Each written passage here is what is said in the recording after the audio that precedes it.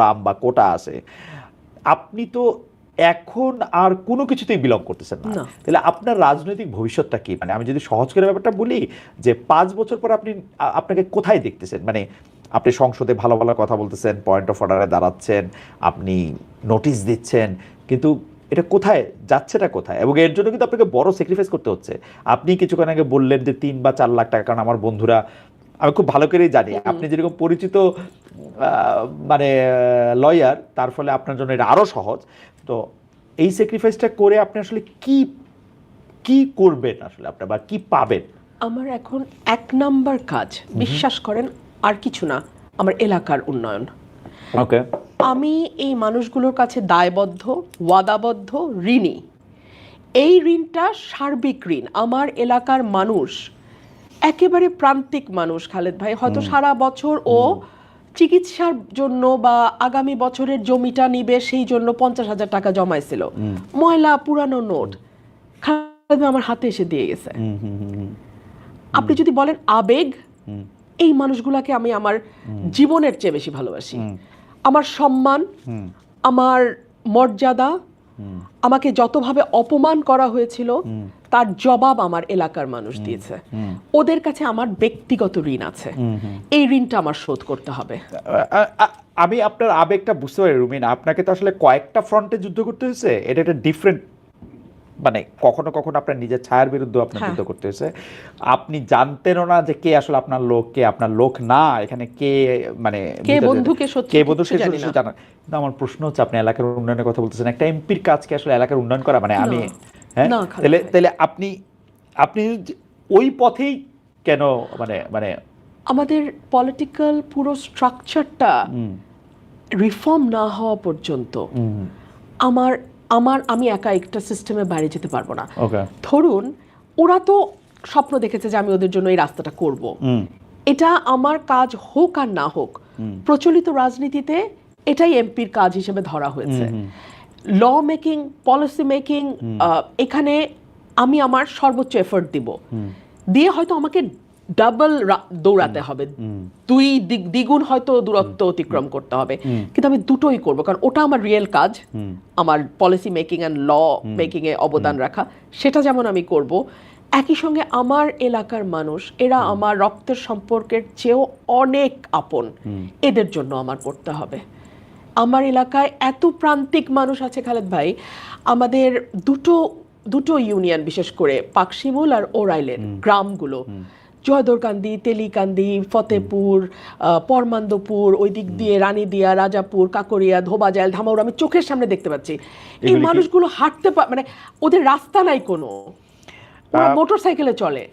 আপনার কাছে কি মনে হয়, ব্রাহ্মণবাড়িয়ার মতো একটা জেলা, যেই জেলাটাকে আমরা সাধারণত বাংলাদেশের অন্যান্য জেলার তুলনায় একটা একটা একটা একটা সম্পদশালী জেলা হিসাবে আমরা জানি, এই জেলাটার মধ্যে মানে এইটা এত পিছিয়ে থাকার কারণ কি? মানে এটা কি যোগাযোগের নাকি? ভুল ভুল এমপি, আমি একদম খোলামেলা বলি। বাংলাদেশের জন্মের পর 73 সালে আমার বাবা নির্বাচন করেন, জেতেন বেসরকারিভাবে, জয়ী হওয়ার পর পরে তাকে পরাজিত করা হয়। তারপরে এটা উকিল আব্দুল সাত্তারের হাতে এই কনস্টিটিউয়েন্সিটা চলে যায়, এবং উনি সরকারে ছিলেন 3 দফা, শহীদ প্রেসিডেন্ট জিয়া রহমানের সময় ছিলেন, বেগম খালেদা জিয়ার সময় ছিলেন, প্রতিমন্ত্রী ছিলেন, কোনো কাজ উনি করেন নাই। আমি একদম মানে খোলামেলায় বলি, দুঃখ লাগে বলতে, করেন নাই। তারপরে চলে গেল জোটের হাতে, ফজলুল হক আমিনী সাহেবের হাতে, করেন নাই। তারপরে গেল জিয়াউল হক মৃধা, সেটাও জোট। মানে আওয়ামী লীগ এবং বিএনপির নিজস্ব প্রতীকের প্রার্থী ছিল একমাত্র উকিল আব্দুল সাত্তার। উনি শেষ বয়সে গিয়ে আওয়ামী লীগের যোগ দিয়ে আরো মারাই গেলেন। তো এই হলো আমার এলাকার মানুষের ভাগ্যের অবস্থা।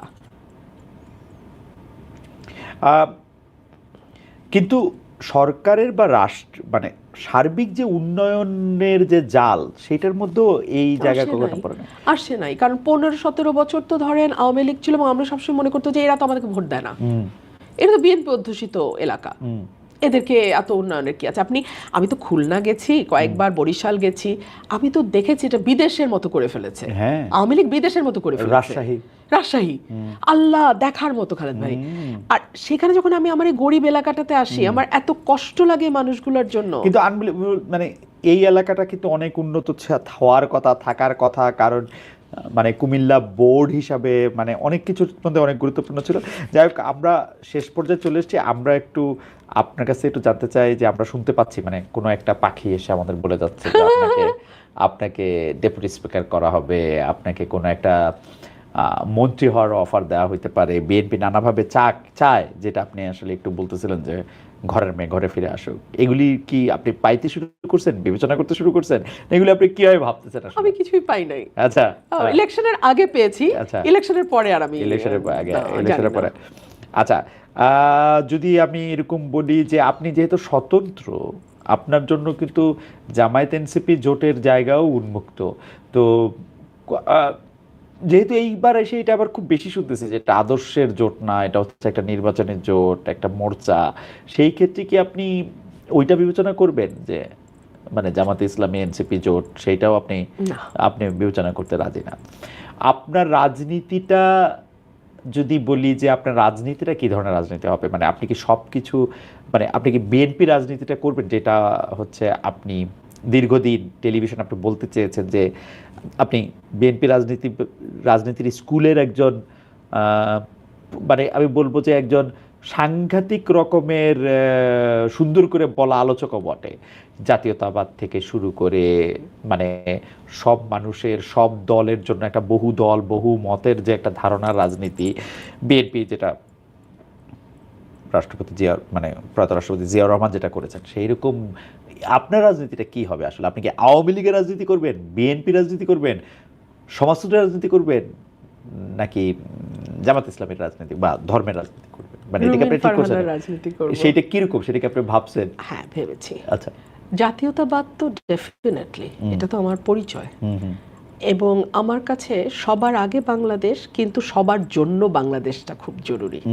আমাদের এখন সবার জন্য একটা বাংলাদেশ করতে হবে। আমরা গত 17 বছর প্রচুর বিদ্বেষ এবং বিভেদের রাজনীতি দেখেছি।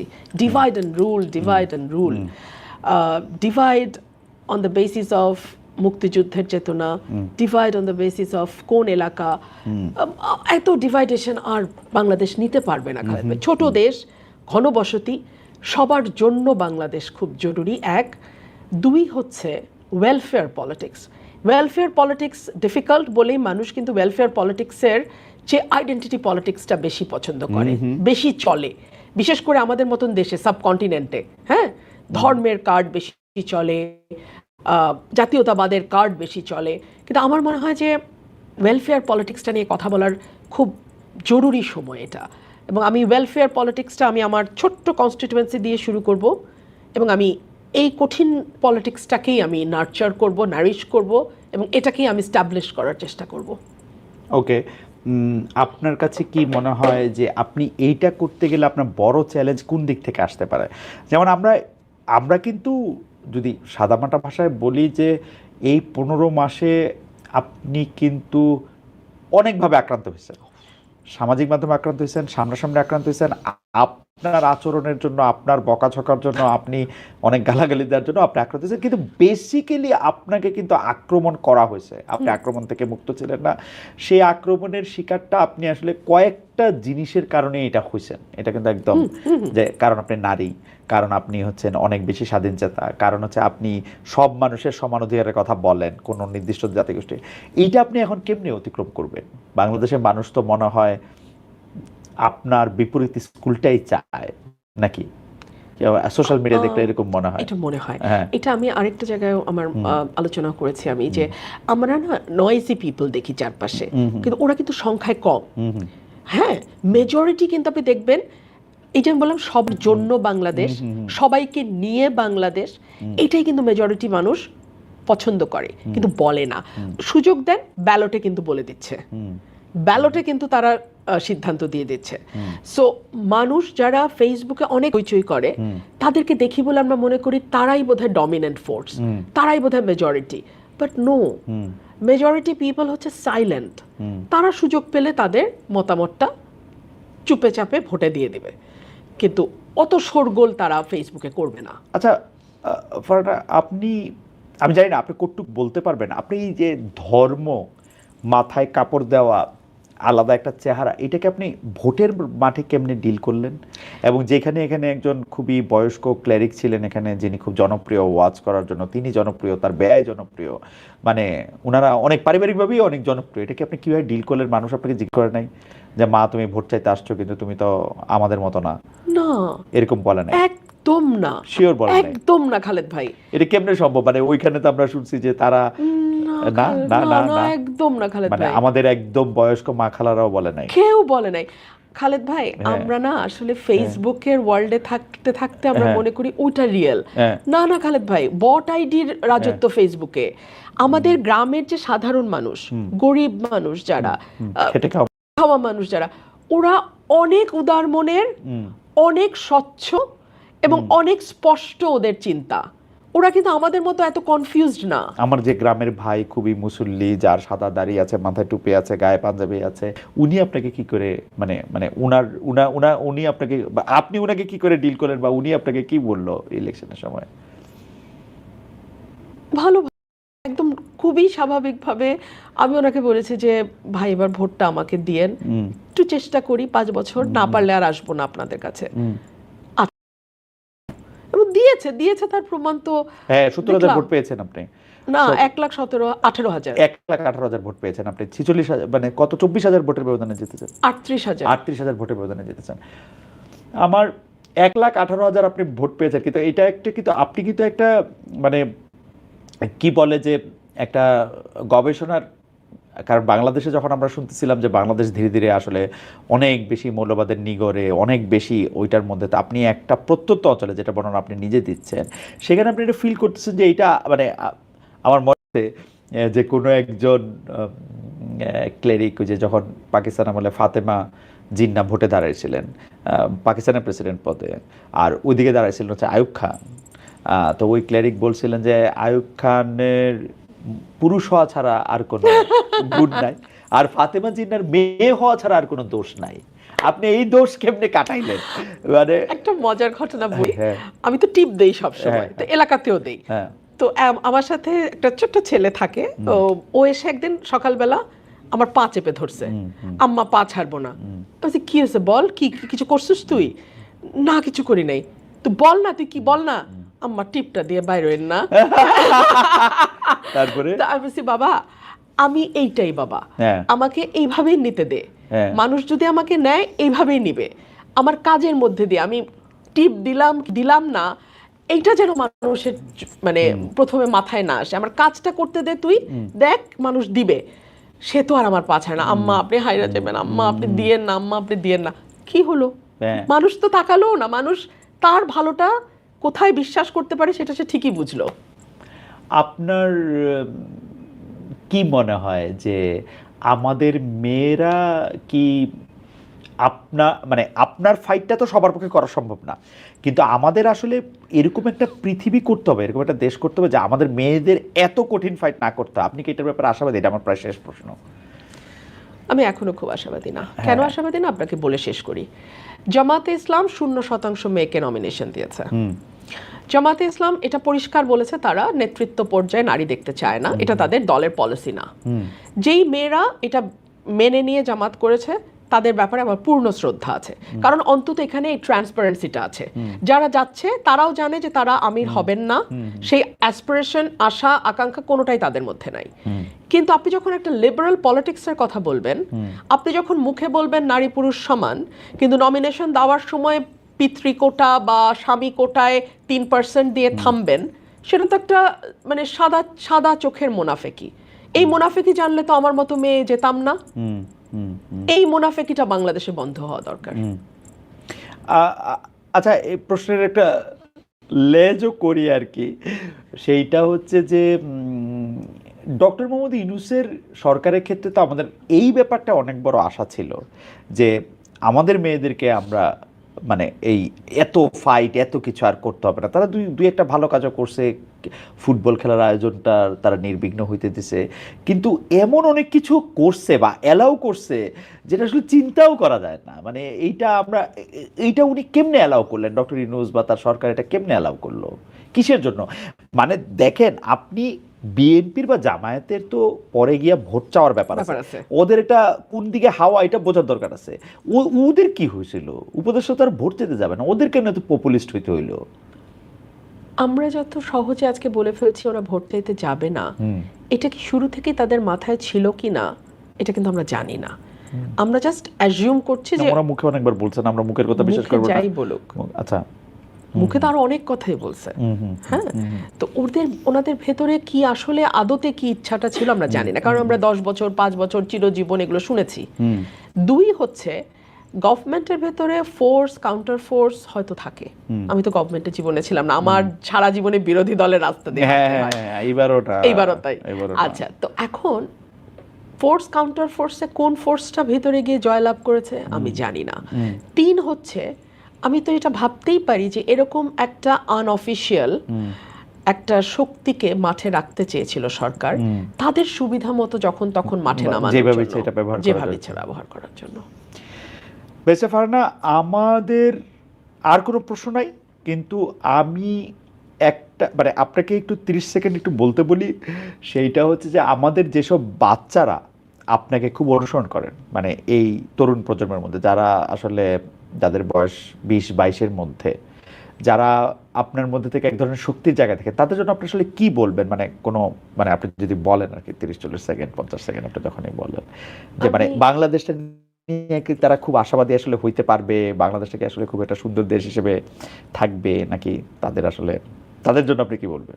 আমি এটুকুই বলবো, যদি কেউ পরিবর্তন করতে চায় তাহলে তার প্রথম স্টেপটা তাকেই নিতে হবে। আর কেউ তার জন্য হয়ে পরিবর্তন করে দিবে এটার জন্য যেন সে অপেক্ষা না করে। তাকে তার নিজের উপর বিশ্বাস থাকতে হবে, সততা থাকতে হবে, নিজের কাছে নিজের পরিষ্কার থাকতে হবে আমি কি চাই, এবং এইটুকু অ্যাচিভ করবার জন্য আসলে আমি কতটুকু ত্যাগ স্বীকার করতে প্রস্তুত, এই বিষয়গুলো পরিষ্কার থাকতে হবে। আর সততার আসলে এটার আর কোনো অল্টারনেটিভ নাই।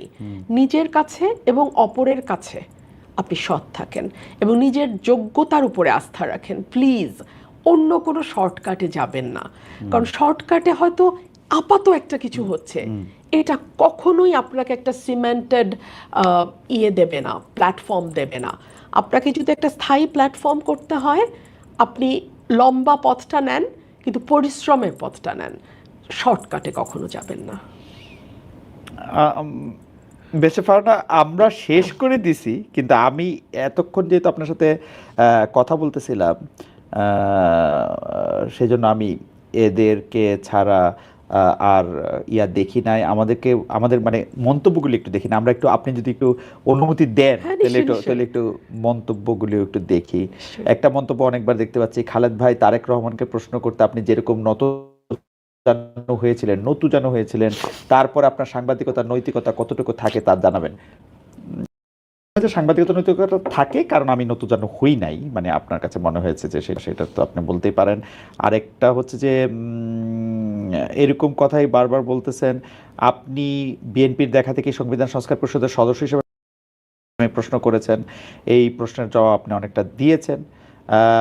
এইটা একটা আপনি একটু কথা বলতে পারেন যে সেটা হচ্ছে সরকারের, উনি একটা কথা বলেছেন, আমি আসলে এটার সাথে মিলিয়ে একটা কথা বলতে চাই যে উনি বলতেছেন, সবুজ হোসেন খালেদ ভাই, আমি একটা পরিকল্পনা করেছি, সেটা হচ্ছে সরকারে তো অনেক ঋণ, তাই 20-25 জন একটা টিম করে কিছু টাকা উঠাতে চায়, যা ফ্যামিলি কার্ড বা কৃষক কার্ডে সেই টাকা বড় ভূমিকা রাখবে।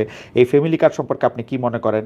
আরেকটা প্রশ্ন হচ্ছে, রুমিন ফারহানার কি মন্ত্রী হওয়ার সম্ভাবনা আছে কিনা, এটাও আমি আসলে আগে এই কথা আপনি বলেছেন কি, মানে আমি আপনার কাছে এটা জানতে চাইবো যে ফ্যামিলি কার্ড বা সোশ্যাল সেফটি নেট হিসাবে বিএনপি একটা কিছু তো উদ্যোগ নিয়েছে, কেউ কেউ বলছে, মানে আজকে কোথা জানি দেখলাম যে ঈদের আগেও কিছু ফ্যামিলি কার্ডের ব্যাপারে, এইটা আপনার কাছে একটা প্রজেক্ট হিসেবে বা হিসেবে কতটা? নিঃসন্দেহে ভালো উদ্যোগ, কিন্তু কয়েকটা প্রশ্ন থেকে যায়। এক হচ্ছে আমাদের অলরেডি বিধবা ভাতা, বয়স্ক ভাতা, প্রতিবন্ধী ভাতা ব্যবস্থা চালু আছে। এখন এই ফ্যামিলি কার্ডের পাশাপাশি ওটাও চলবে কিনা, নাকি ফ্যামিলি কার্ড হলে ওটা আর পাবে না? আচ্ছা, 1 2 হলো ফ্যামিলি থাকলেই ফ্যামিলি কার্ড পাবে, এটা একমাত্র ক্রাইটেরিয়া। তাহলে যেই ভদ্রমহিলা বিধবা, নিঃসন্তান, একা থাকেন, বয়স্ক, তিনি তার কার্ডটা আসলে কিভাবে কোন ক্রাইটেরিয়াতে পাবেন এই বিষয়টা বড় স্পষ্টতা রয়েছে অস্পষ্টতা রয়েছে এবং একটা হিউজ প্রায় 1 লক্ষ কোটি টাকা কতগুলো কার্ড দিলে যেন আজকে সিপিডি গতকালকে বলছিল আমি শুনছিলাম মানে হিউজ একটা বার্ডেন আসতেছে সরকারের উপরে আমাদের এই অর্থনীতির অবস্থার মধ্যে এটা আমরা নিতে পারবো কিনা এবং যেহেতু ফ্যামিলি কার্ডের সঙ্গে অর্থনীতি সরাসরি যুক্ত আজকেই আমি খবরে দেখছিলাম প্রতিটা নিত্য পণ্যের দাম বেশ অনেকখানি বেড়ে গেছে রমজানের প্রথম দিনে আমি জানি সরকার মাত্র গতকাল বা পরশু গভর্নমেন্ট ফর্ম হয়েছে এত তাড়াতাড়ি বাজার নিয়ন্ত্রণ কোনোভাবেই সম্ভব না হ্যাঁ আসার পরপরই রোজা কিন্তু আমার মনে হয় যে এখন আমার মনে হয় ওই দিকে সরকারের পুরো ফোকাসটা দেওয়া উচিত মানুষের কিন্তু আসলেই হাতে মানে অর্থ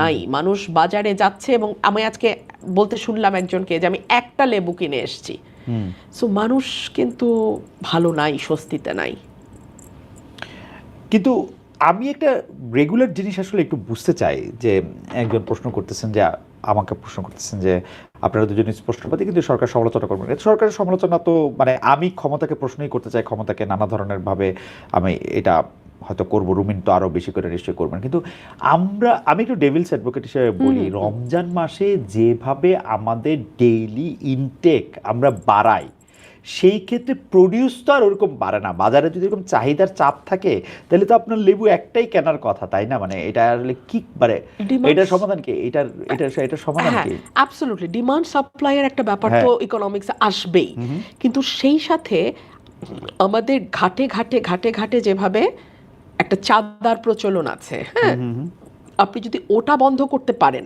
এখানে আবার স্বরাষ্ট্রের দায়িত্ব চলে আসতেছে ওটা যদি আপনি নিয়ন্ত্রণ করতে পারেন খালেদ ভাই তাহলে হয়তো লেবুর দাম 2 টাকা বাড়তো 20 টাকা না এখন ওই রমজানকে মাথায় রেখে ঈদ সামনে সবার আবার ওই চাঁদাও দ্বিগুণ দিতে হয় বুঝছেন তো সব কিছুর অ্যাকুমুলেট করে সেটা গিয়ে দাঁড়ায় ভোক্তার কাঁধে সো কোনোটাই বিচ্ছিন্ন না আরেকটা কথা খুব প্রচলিত এটা আমাদের একজন দর্শক একটা প্রশ্ন করছেন দর্শকের প্রশ্ন নিয়ে বলতেছি মুগ্ধ বিশ্বাস অনেকে একটা কথা বলতেছেন যে আগের সরকারের কেউ কেউ এমন কাজ করেছে যে তাদের বিচারের মুখোমুখি হওয়া উচিত ব্যারিস্টার রুমিন ফারহানা এই সম্পর্কে কি বলেন প্রপার ইনভেস্টিগেশন যদি হয় যদি সত্যিকারই সেরকম কোনো অনৈতিক দুর্নীতি বা অন্য কোনো স্খলনের প্রমাণ পাওয়া যায় কেন নয় বিচারের ঊর্ধ্বে তো আসলে কেউ না কেউ বিচারের ঊর্ধ্বে না আপনি ধরেন একটা সে ফর এক্সাম্পল এই গত 17 মাসে মব কয়টা হয়েছে বলেন তো আমি তো আসলে হিসাব রাখতে রাখতে আমি আর হিসাব রাখতে পারি নাই হ্যাঁ মাজার ভাঙা গুনতে গুনতে আমি আর এক পর্যায়ে আই ওয়াজ লস্ট হ্যাঁ আর 360 দিনে 365টা এটা মুখস্থ আমার বলছিলাম বলে মনে আছে কিন্তু 360 দিন তো না 365 দিন তো না এটা তো আরো 6 মাস লিঙ্গার করছে আমার কয়টা মাজার ভাঙা হয়েছে আমি জানি না এগুলার কি বিচার হবে না হওয়া উচিত না খালেদ ভাই মাজার ভাঙা হয়েছে মানে কার জানি সম্মান ঠিক রাখার জন্য আপনি কবর থেকে লোকটাকে নামায়ে আপনি তাকে পুরাই দিচ্ছেন এবং সেটা আপনি ফেসবুক লাইভ করছেন সেইটার মধ্যে থেকে আপনি আসলে ভিডিও করে বাজারে ছাড়ছেন কার জানি আপনি সম্মান রক্ষা করছেন কার কোন মানে কি বলে কোন স্পিরিট রক্ষার জন্য আপনি গিয়ে 2টা বিল্ডিংয়ে আগুন লাগাই দিচ্ছেন সেটা 2টা পত্রিকা যে আপনি এটা হচ্ছে আপনার জুলাই স্পিরিট আপনি মানে এইগুলি তো আসলে আমি জানি না মানে এগুলি যারা করছে যারা উস্কাইছে এবং তবে আমি মনে করি আপনার মতটা আমি জানতে চাওয়ার আগে আমি একটু মনে করি যে আমি কিন্তু সবসময় মনে করি যে আমার রাইট প্রোটেক্ট করাটা অত একটা বড় ব্যাপার না এটা যে কোনো প্রাণীর একটা ইনস্টিংক্ট আমি আমার রাইট প্রোটেক্ট করতে পারি আমি যতক্ষণ পর্যন্ত আমার বিরুদ্ধ মতের পক্ষে রাইট প্রোটেক্ট করার উদ্যোগ নিতেছি ততক্ষণ পর্যন্ত আমি হচ্ছে একটু গণতান্ত্রিক এইটা কি বাংলাদেশে বাংলাদেশের মানুষ কি কখনো বুঝবে যে আমার প্রতিপক্ষের রাইট আমার প্রোটেক্ট করতে হয় তাহলে বাংলাদেশ এটা কি কোনোদিন মানুষ বুঝবে এটা না আমি এটাকে অন্যভাবে বলি আমাকে একজন প্রশ্ন করেছিল যে আপনি এখন আওয়ামী লীগের ব্যাপারে তো বেশ সফট এই আপনি একটু আগে বললেন সফট কেন আমি একটা কথা বলি আমার প্রতিপক্ষের হাত থেকে যখন তলোয়ারটা পড়ে যায় তখন তার প্রোটেকশন দেওয়ার নৈতিক দায়িত্ব আমার আমি আমার তলোয়ার দিয়ে তাকে আঘাত করতে পারি না ওটা বীরের কাজ না ওটা কাপুরুষের কাজ সুতরাং এখন আওয়ামী লীগের সমস্ত অধিকার রক্ষা যদি আমি করতে পারি আমরা করতে পারি এই সরকার করতে পারে সেখানেই ডিফারেন্সটা হবে আপনার সাথে আগের সরকারের এবং এই যে মাইনরিটির প্রোটেকশন নিয়ে আমি একটু বলতেছিলাম যে দীপু দাসকে উনাকে পুরায় মাইরা ফেলা হইলো, উনাকে পুরায় মাইরা ফেলা সম্ভব হইলো উনাকে হচ্ছে মানে যেহেতু উনি মুসলমান না কোনো কিছু একটা বইলা ট্যাগ দিয়া। এইটা আপনার কি মনে হয় এটা আমরা বন্ধ হইতে দেখবো? আমরা যে যারা সংখ্যায় কম তাদেরকে আমরা প্রোটেক্ট করতে পারবো? আপনার কি মনে হয় আসলে?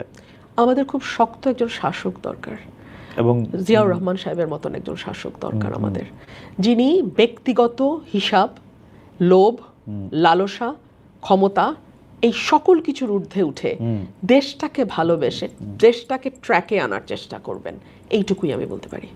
বারবার একটা কথা বলা হয় যে আমাদের আওয়ামী লীগের সময় মানে আগের সরকারের সময় আমরা নামাজ পড়তে পারি নাই, আমাদেরকে এই করা হয়েছে।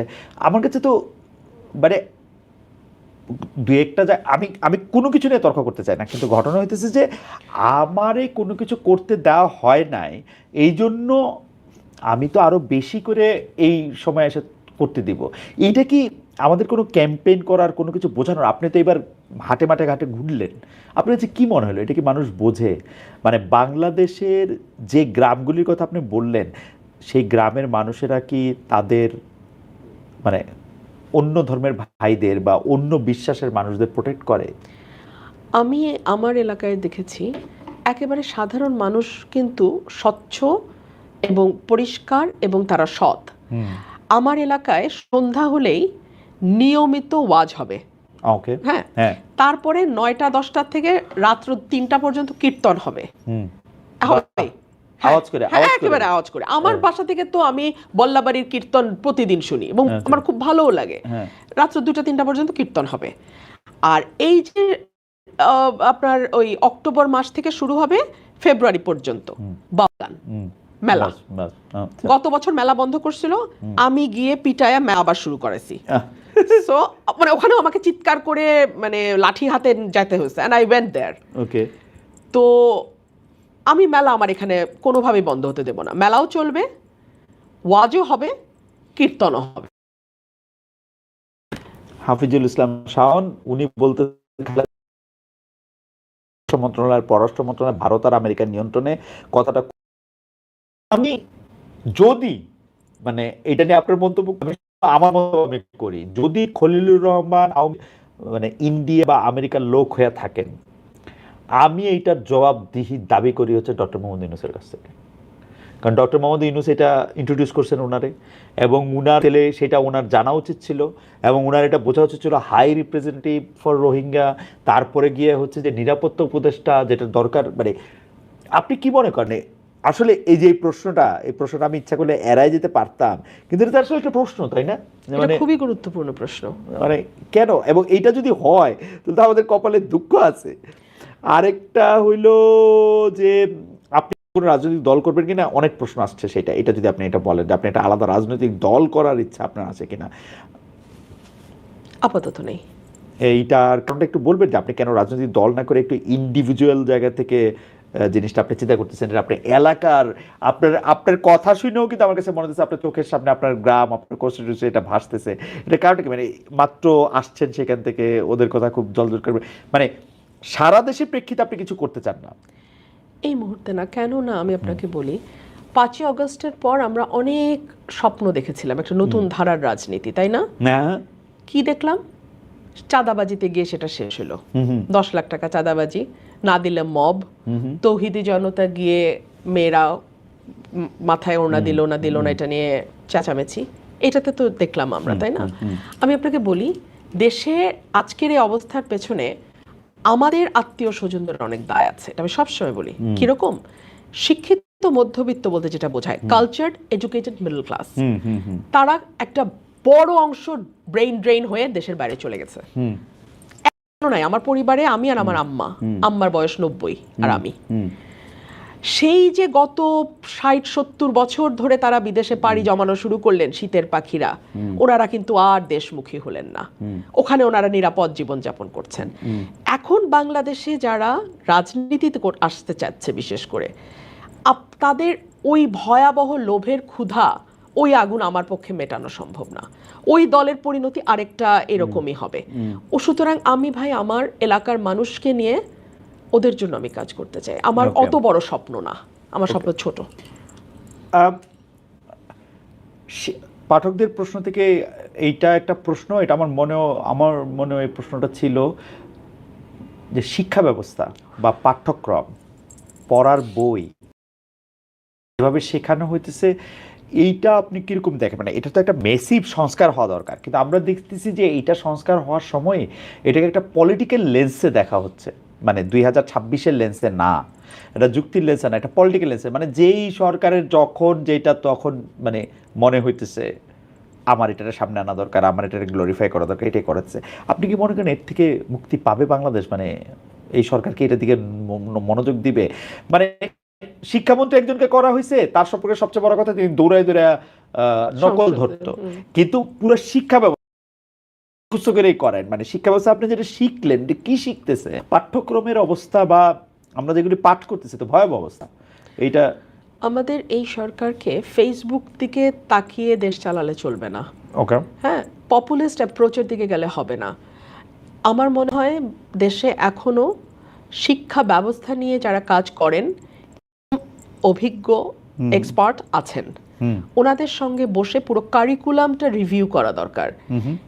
পুরো শিক্ষা, যেমন আমার যেহেতু বাসায় কোনো শিক্ষার্থী নাই, আমি বলতে পারবো না, কিন্তু আমার কর্মীরা অনেক সময় বলে যে আপা কিছু তো পড়ে না, ও সারাটা দিন ঘুমায়, কালকে নাকি পরীক্ষা, একটু মোবাইলে কি দেখে, পরদিন গিয়ে পরীক্ষা দেয়, মোবাইল ছাড়া নাকি আজকাল বাচ্চারা পড়াশোনা হয় না।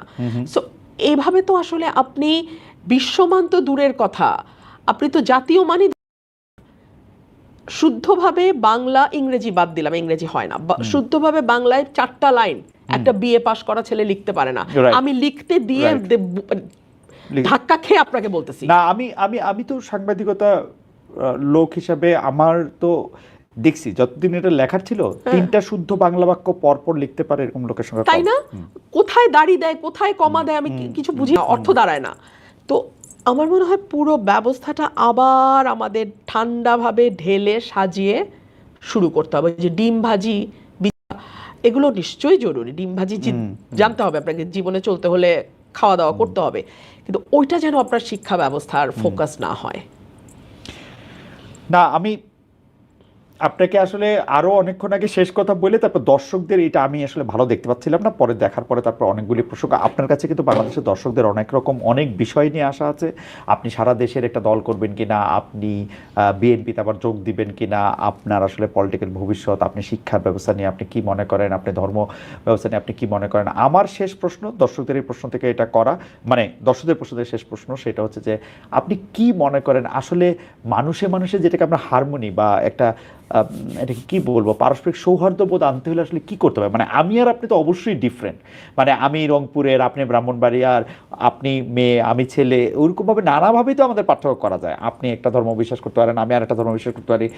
এটার মধ্যে আসলে এই সৌহার্দ্যটা কেমনে হবে? মানে আমরা এতজন মানুষ মানে মিলবো কি শর্তে? আমাদের প্রথম শর্ত হচ্ছে আমরা প্রত্যেকে বাংলাদেশি, আমরা বাংলাদেশের নাগরিক হিসেবে আমাদের প্রত্যেকের কিছু দায়িত্ব আছে, আবার কিছু অধিকারও আছে। আপনি আপনার অধিকার তখন পুরোপুরি বুঝে পাবেন যখন আপনি আপনার দায়িত্বটা করবেন।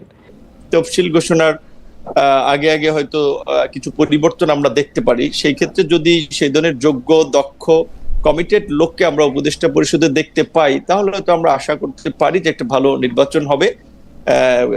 কিন্তু এই কাঠামোতে এই উপদেষ্টা পরিষদ দিয়ে সেটি সম্ভব হবে না, এটুকু আমি আমার উপলব্ধি বা আন্ডারস্ট্যান্ডিং থেকে বলতে পারি। ব্যারিস্টার রুবিন ফারহানা, আপনিও কি এরকম মনে করেন যে নির্বাচনকালীন সরকার আসলে পুনর্গঠন হবেন? এটি জনাব নুরুল হক নূর বলছেন যে আপনি শুনলেন যে এই সরকারে আসলে নির্বাচনকালীন ফিটনেসই নাই। আপনার মন্তব্য একটু আমরা শুনতে চাই। দেখুন, একটা চমৎকার নির্বাচন বা ভালো নির্বাচন আসলে নির্ভর করে নির্বাচন কমিশন, সরকার, পলিটিক্যাল পার্টিজ, প্রার্থী, ভোটার সকলের উপরে। কিন্তু মূল চাবিটা কিন্তু সরকারের হাতে থাকে।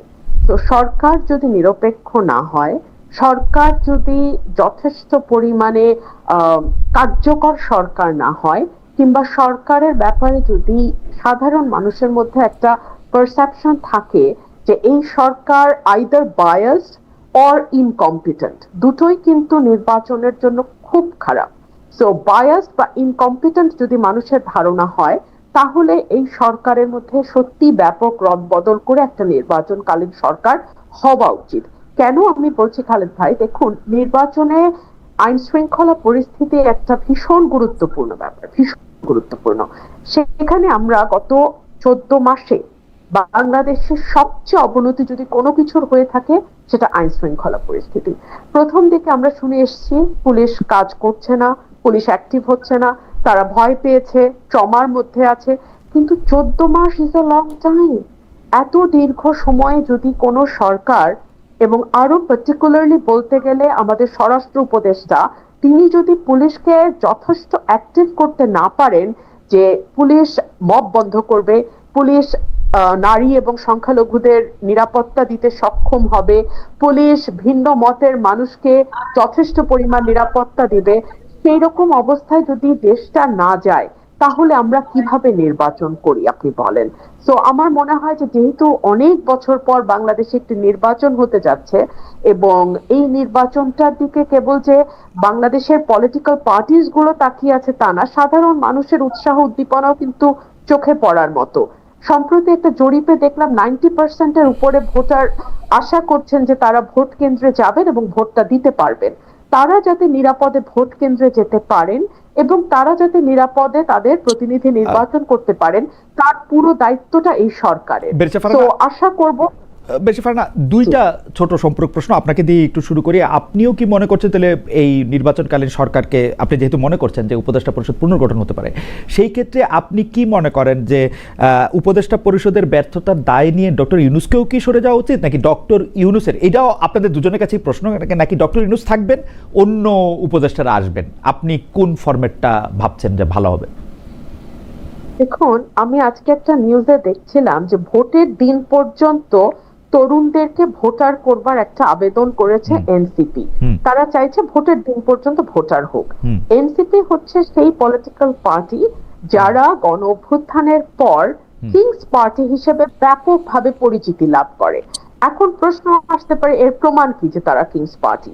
প্রমাণ কিছু নাই খালেদ ভাই, বাট পলিটিক্স এর perception is reality, very important. যখন ডক্টর মোহাম্মদ ইউনূস তাদেরকে নিয়োগকর্তা বলেন, যখন ডক্টর মোহাম্মদ ইউনূস তাদেরকে মাস্টার মাইন্ড বলেন, যখন ডক্টর মোহাম্মদ ইউনূস তাদেরকে দল খোলার পরামর্শ দেন এবং সেটা তিনি ওপেনলি বিদেশি গণমাধ্যমকে জানান যে তাদেরকে আমি দল খুলতে বলেছি, না হলে জুলাই স্পিরিট নষ্ট হয়ে যাবে।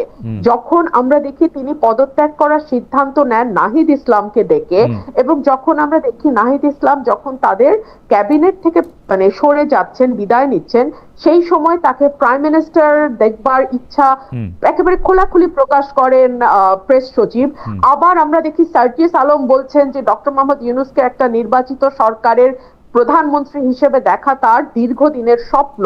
তখন আপনি আমাকে নিজেই বলেন যে এই সরকার, আমি আবার আপনি যে অংশটুকু দেখতে পান না, ওইটা আবার আমি দেখি যে উনি মহাসাগর পাড়ি দিয়ে একটি দলের চেয়ারম্যানের সঙ্গে দেখা করে আসছেন, তার সাথে দেখা করে ডিসেম্বরের ইলেকশন ফেব্রুয়ারিতে হয়ে যাচ্ছে। আমি দেখতে পাচ্ছি যে ডক্টর মোহাম্মদ ইউনূস এবং একটি পার্টির পক্ষ থেকে যৌথ সংবাদ সম্মেলন করা হচ্ছে। আমি এইটা শুনতে পাই ওই দলের ভারপ্রাপ্ত চেয়ারম্যানের পক্ষে যে দলে প্রধানমন্ত্রী হলে তিনি কি কি করবেন সেটাও শুনতে চেয়েছেন ডক্টর মোহাম্মদ ইউনূস। তো আমি তো ওইটাও দেখতে পাই। মানে আমি আমি আমি আমি আমি দেখি যে বিএনপি যা চায় বাংলাদেশে তাই হইতেছে, আমি এটাও দেখি বেরেশা ফারহানা। খালেদ ভাই, তাহলে আপনার যুক্তি এবং আমার যুক্তি দুটো যদি আমরা পাশাপাশি রাখি, it makes a circle, and that circle says that Dr. Mohammad Yunus should not be in the head chair, তাই না? তাহলে কি ডক্টর মোহাম্মদ ইউনূস থাকবেন, উপদেষ্টা পরিষদ চেঞ্জ হবে? এটাই বুঝতে চাইতেছিলাম যে আপনি তো অনেক কৌশলী এবং প্রতিনিধিত্বশীল আইনজীবী, মানে আপনার সব কথা হয়তো বুঝতে পারবো না, মানে আপনার মনটা কি মনে করতেছি সেইটা একটু চাইতেছি। মানে আপনার যে যুক্তিগুলো সেগুলো ধরলে উনি বিএনপির প্রতি বায়াসড, আর আমার যুক্তিগুলো ধরলে উনি এনসিপির প্রতি বায়াসড। সো যেই দিকে উনি বায়াস থাকেন না কেন সেটাই ইন্ডিকেট করে he should not be in the head chair, সেটাই আমি বলেছি। ও আচ্ছা আচ্ছা, কিন্তু আমার কাছে মনে উনি যদি সব দিকেই বায়াস থাকেন। এখন যদি নূরকে আমি একটু জানতে চাইবো যে জনাব নূর, আপনি কি মনে করেন ডক্টর মোহাম্মদ ইউনূসের কিছু সময় আমি জামায়াতের প্রতিও বায়াস দেখছি, মানে এটা কি ভালো? আমারে যেমন একরোজ দা পার্টি অনেকেই মানে আমাকে বলেছেন যে তারা ডক্টর মোহাম্মদ ইউনূসকে চান, আবার অ্যাক্রস দ্য পার্টি অনেকেই বলেছেন যে তারা ডক্টর মোহাম্মদ ইউনূসকে একেবারেই চান না। এটা কি ভালো না খারাপ? আপনার কাছে কি মনে হয়, উপদেষ্টা পরিষদ পুনর্গঠন করলে ডক্টর মোহাম্মদ ইউনূস সহ বাকি উপদেষ্টারা, নাকি ডক্টর মোহাম্মদ ইউনূস বাদে মানে পুরো উপদেষ্টা পরিষদই চেঞ্জ? আপনি কি মনে করেন? এখন পরিস্থিতিটা তো এমন, আসলে কাউকে না কাউকে ট্রাস্ট করতে হবে। তো ডক্টর মোহাম্মদ ইউনূসের মতো একজন সম্মানিত ব্যক্তি, আন্তর্জাতিকভাবে পরিচিত, আমরা তো খুব একটা ফ্যাসিনেশন আমাদের ছিল যে সে আমাদের দেশের গভর্নমেন্টের দায়িত্ব নিলে আমরা একটা উন্নত রাষ্ট্রের দিকে যাব, আমাদের একটা অন্যরকমের ভাবমূর্তি তৈরি হবে। সেই জায়গা থেকে আমরা তার গভর্নমেন্টকে খুব ওয়েলকাম করেছিলাম প্রথম দিকে, কিন্তু তার টিমটা আসলে তিনি নিজে সাজিয়েছেন নাকি তাকে সাজিয়ে দেওয়া হয়েছে সেটা আমরা এক্স্যাক্টলি জানি না। তবে এখন যখন নাহিদ ইসলাম বলছেন যে উপদেষ্টারা আপনার তারা প্রতারণা করছেন, তারা কথা রাখেন নাই, তখন বোঝা যাচ্ছে যে এখানে একটা নেগোসিয়েশনের মধ্যে দিয়ে উপদেষ্টা পরিষদ গঠিত হয়েছিল। সেখানে কিছু শর্ত ছিল, যারা যারা উপদেষ্টা হবেন কি করবেন না করবেন। তো সেই দিক থেকে মনে হচ্ছে যে ডক্টর মোহাম্মদ ইউনূস আসলে একটা ভালো টিম পান নাই খেলার জন্য, যেটা আমরা ক্রিকেট ফুটবলের যদি কথা ভাবি। এখানে ডক্টর মোহাম্মদ ইউনূস হতে পারেন এখানে মেসি কিংবা ধরেন একজন ভালো প্লেয়ার, কিন্তু একজন প্লেয়ার দিয়ে তো আসলে একটা টিম জেতানো যায় না যদি তার সাথে প্যারালাল অন্য প্লেয়াররা ভালো না খেলতে পারে। আমি এটা বুঝতে পারতেছি, তার মানে কি ডক্টর, আমি সরল প্রশ্নই করতেছি, আসলে কোনো প্যাচ ঘোষ নাই। মানে ডক্টর মোহাম্মদ ইউনূসের রাইখা উপদেষ্টা পরিষদ বদলানো হবে, নাকি ডক্টর মোহাম্মদ ইউনূস সহই উপদেষ্টা পরিষদ, মানে আপনি ফিটনেস ছাড়া বলতেছেন? আমি কিন্তু দেখি কি, আমি জনাব নুরুল হক নূর, আমি দেখি একজন নেতা তার কর্মীদের দিয়েই ভালো মন্দ নির্বাচিত হয়। তার কর্মীরা যদি খারাপ হয়, নেতাও খারাপ। এই হচ্ছে আমার দেখার জিনিস। জনাব নুরুল হক নূরের এই কথা বলার আর কোনো সুযোগ নাই, গণ অধিকার পরিষদের ওই নেতারা খালি খারাপ, আমি খালি ভালো, এটা পৃথিবীতে কোনো নেতা বলে না। যদি উপদেষ্টা পরিষদ আনফিট হয়, আমার রিডিং হচ্ছে আপনি ডক্টর ইউনূসকেও আনফিট বলতেছেন। কিছুটা তো দায়িত্ব তাকে নিতে হবে, সে তো হেড অফ দ্য গভর্নমেন্ট, এবং তার যে ফ্রিডম ছিল আসলে পুরো উপদেষ্টা পরিষদকে তার মতো করে বানানো করানো। সেক্ষেত্রে আমরা যখন একাধিকবার পরামর্শ দিয়েছিলাম, এখানে আন্দালিব রহমান পার্থ, মান্না ভাই, জুনায়েদ সাকি এরকম কিছু লোকজন নেন, কারণ পলিটিক্যাল রাষ্ট্র একটা পলিটিক্যাল যন্ত্র, এইটাকে আপনি একেবারে নন পলিটিক্যাল ওয়েতে পরিচালনা করতে পারবেন না। তো দেখলাম যে গভর্নমেন্ট সহ উপদেষ্টা পরিষদের অনেকেই রাজনীতিবিদদের প্রতি আসলে খুবই একটা বিতৃষ্ণা, যে না তাহলে রাজনীতিবিদরা যদি এই গভর্নমেন্টে আসে তাহলে আমাদের কাজ কি। তো তারা তো এক বছরে আসলে যেই জায়গায় নিয়ে গেছে মানুষকে, একটা প্রচন্ড রকমের হতাশার জায়গায়। সেখানে তো প্রধান হিসেবে তো প্রধান উপদেষ্টাতেও কিছু দায়িত্ব নিতে হবে। তবে তারপর আমি মনে করি যে বাংলাদেশের বর্তমান অভ্যন্তরীণ এবং বৈশ্বিক রাজনৈতিক প্রেক্ষাপটে ডক্টর মোহাম্মদ ইউনূসকে রেখেই আসলে উপদেষ্টা পরিষদটাকে যদি পুনর্গঠন করা যায়, সেখানে কিন্তু কেপাবল কিন্তু করা যায়, তবে একটা ভালো নির্বাচনের দিকে আমরা যেতে পারি। কিন্তু মান্না ভাই, সাকিব ভাই, ওনারা তো পলিটিক্স করবেন, ওনারা কি অন্তর্বর্তী সরকারে আসবেন? ওনারা তো ইলেকশন করবেন না, এখন তো কেউ আসবে না। আমরা শুরুর দিকে বলেছিলাম কিছু পলিটিক্যাল ফিগারকে, আচ্ছা নূর সাহেব, কাকে দিয়ে পাল্টাবেন? আলাপ আলোচনা করলে, ধরেন খুঁজলে, আমাকে দায়িত্ব দিলে বা রুবিন ফারহানাকে দায়িত্ব দিলে তারা বের করবে, কিন্তু আমাদেরকে তো ওই দায়িত্বটা দেয় নাই যে আমরা খুঁজে বের করব। জনাব নূর, আপনি খুবই গুরুত্বপূর্ণ একটা পলিটিক্যাল পার্সন, তো আপনাকে কেমনে এই দায়িত্ব দিবে? আপনি তো আপনার ইচ্ছা মতো লোক যথা আমারে বসাই দিবেন ওখানে, যাতে আমি আপনারে ফেভার করি, রাইট? না, কিন্তু আলটিমেটলি এখন সেটা তো উচিত হবে না। সেইটাই ধরেন অন্যান্য সময় যে কেয়ারটেকার গভর্নমেন্ট গঠিত হতো, কিংবা এখন যে জুলাই সনদেও যে কেয়ারটেকার গভর্নমেন্ট গঠনের যে বিধানটা রাখা হয়েছে, সেখানে কিন্তু বলা হয়েছে যে সরকারি দল আপনার কেয়ারটেকার হিসেবে 3 জনের নাম দিবে, চিফ হিসেবে বিরোধী দল 3 জনের নাম দিবে, অন্যান্য পার্টিগুলো নাম দিবে, সেখান থেকে একজনকে আপনার চুজ করবে বা বাছাই করবে। সো এখন যদি এক্সটেনশন করতে হয়, এখানে কিছু নিরপেক্ষ ব্যক্তিকে একটা ভালো নির্বাচনের জন্য সরকার চাইলে রাজনৈতিক দলগুলোর কাছে নাম চাইতে পারে, কারণ তারা গত 1 বছরে তাদের পিক অ্যান্ড চুজে যে উপদেষ্টা পরিষদ গঠন করেছে, সেই উপদেষ্টা পরিষদ 1 বছরে যে ইমেজ তৈরি করেছে এবং যে কর্মকাণ্ডের দৃষ্টান্ত রেখেছে, এটা অনেক ক্ষেত্রে শেখ হাসিনার মন্ত্রিসভার লোকজনের সমান কাজ করেছে। কাজে এইটা এই অভ্যুত্থান পরবর্তী সরকারের চেহারা এরকম হবে, উপদেষ্টাদের চেহারা এরকম হবে, এইটা তো মানুষ প্রত্যাশা করে নাই। ওকে, জনাব নূরের বক্তব্যটাকে যদি আমি এক লাইনে সামারাইজ করি, তাহলে তিনি মনে করছেন নির্বাচনকালীন সরকার হচ্ছে ডক্টর ইউনূস সহ অন্য আরও কিছু ফিট উপদেষ্টা যার নাম আসলে পলিটিক্যাল পার্টি থেকে নেওয়া যেতে পারে। বেচার রুমিন ফারহানা, এবার আপনাদের দুজনের প্রশ্নটি আমি আপনাকে দিয়ে শুরু করতে চাই, কিন্তু আপনি কি মনে করতেছেন যদি উপদেষ্টা পরিষদ পুনর্গঠন করতে হয় তাহলে ডক্টর মোহাম্মদ ইউনূসকেও বাদ দেওয়া উচিত? এক লাইনে যদি বলতেন। বা ডক্টর মোহাম্মদ, আমি তাই মনে করি। আপনি তাই মনে করছেন।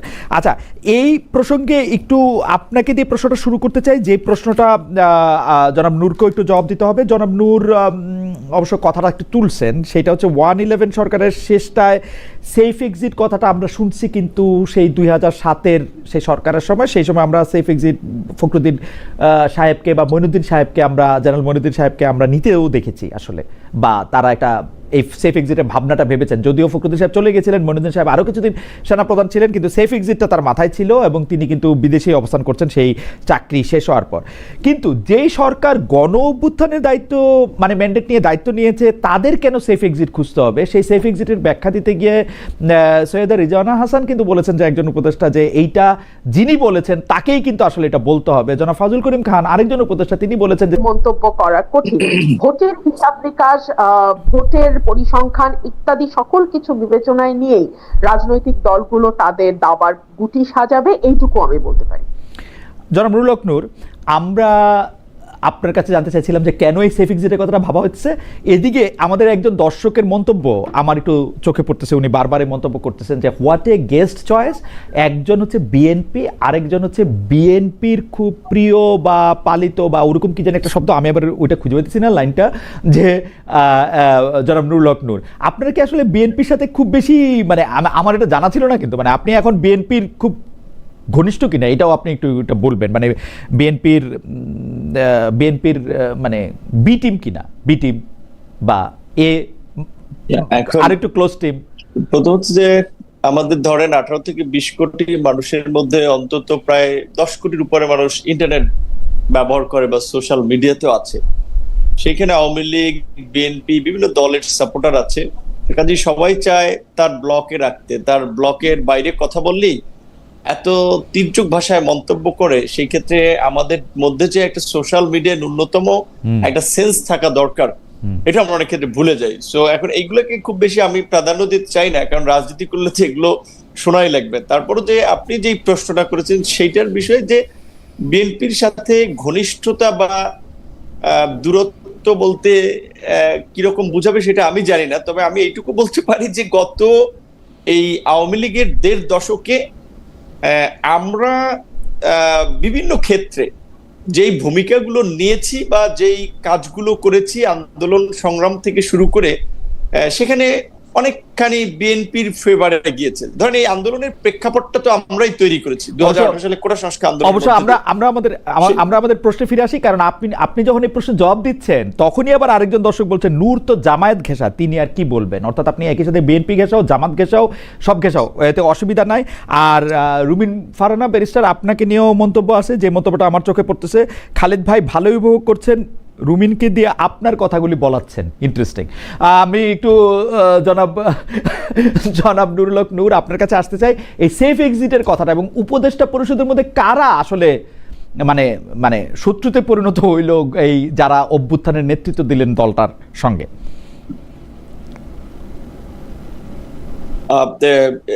এটা রুবিন ফারহানাও আপা যেটা বলেছিলেন যে উপদেষ্টা বা নাহিদ বা আন্দোলনকারীদের উপদেষ্টাদেরকে চুক্তি হয়েছিল, সেটা ওনারা জানতে পারবেন যে কোনটা রক্ষা করেন নাই বা প্রতারণা করেছিলেন। কিন্তু আমি উপদেষ্টা পরিষদের মধ্যে আসলে 3 ধরনের লোক দেখি, 3টা বলয়ের লোক দেখি। সেই জায়গা থেকে একটা বলয়ের লোক আছে যারা আপনার কিছুটা আর্মি এবং প্রো আওয়ামী লীগের, তারা চাচ্ছে যে আওয়ামী লীগকে সুযোগ দেওয়া হোক নির্বাচনে বা আওয়ামী লীগের রাজনৈতিক কর্মকাণ্ডে, বা আওয়ামী লীগের এই ধরেন অন্যতম সঙ্গী ছিল জাতীয় পার্টি, তাদেরকে স্পেস দেওয়া হোক। যেই কারণে আমরা যখন জাতীয় পার্টির বিরুদ্ধে প্রোগ্রাম করলাম, আপনি দেখেছেন যে প্রকাশ্য দিবালোকে সমস্ত মিডিয়া সবকিছুর সামনে একটা দলের প্রধান, একটা দলীয় কার্যালয়ের সামনে আমাদের উপরে হামলা হয়েছিল। যদিও লোক দেখার একটা তদন্ত কমিটি হয়েছে, সেই তদন্ত কমিটির প্রতিবেদন আদৌ আলোর মুখ দেখে কিনা, কোনো ব্যবস্থা নেওয়া হয় কিনা সেটা আমরা জানি না। কিন্তু এটা শেখ হাসিনার আমলে, শেখ হাসিনাকে তো আমরা ফ্যাসিস্ট বলছি, আওয়ামী লীগকে তো আমরা ফ্যাসিস্ট বলছি। এইভাবে গুম করেছে, খুন করেছে, কিন্তু বিএনপির কোন নেতা কর্মী শীর্ষ নেতাদেরকে কার্যালয়ের সামনে এইভাবে বোধহয় আপনার পিটিয়ে আহত করেনি। তো আমাদেরকে সেটা করেছে। সো কেন আমরা জাতীয় পার্টির বিরুদ্ধে আন্দোলন করেছিলাম বা প্রতিবাদ করেছিলাম, কারণ তারা চাচ্ছে যে সেই গভর্নমেন্টের অংশটা হচ্ছে যে সাবের হোসেন চৌধুরীর গ্রেপ্তার, জামিন, পরে আবার ইউরোপীয় ইউনিয়নের বৈঠক, এটিকে আপনি একটি মাইনাস শেখ হাসিনা একটি অন্য আওয়ামী লীগের একটি প্রক্রিয়া, এটা আপনি মনে করেন কিনা?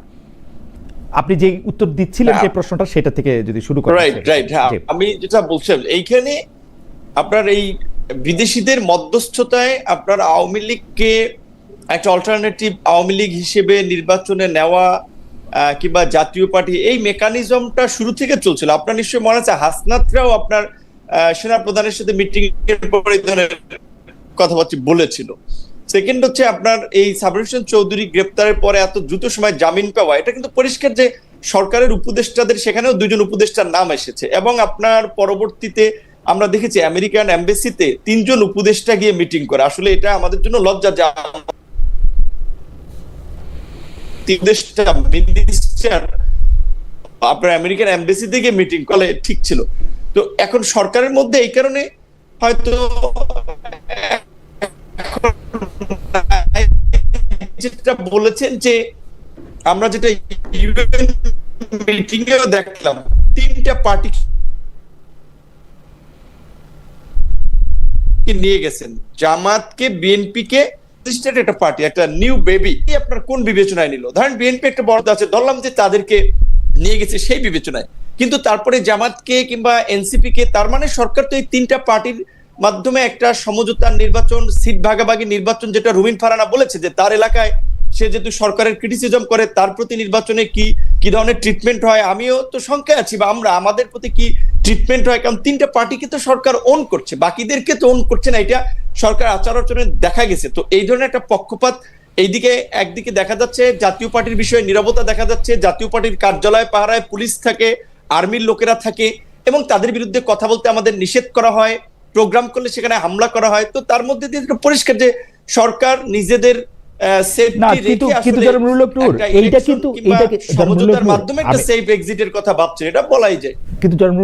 আমি কিন্তু এই প্রশ্নটা আপনাকে একটু পরে করতে চাইছিলাম, কিন্তু এখনই একটু করতে বাধ্য হতেছি, যে সেটা হলো যে আপনার উপরে কারা আঘাত করছে, কারা মারছে, ভিডিওতে এই ছবিটা কিন্তু স্পষ্ট।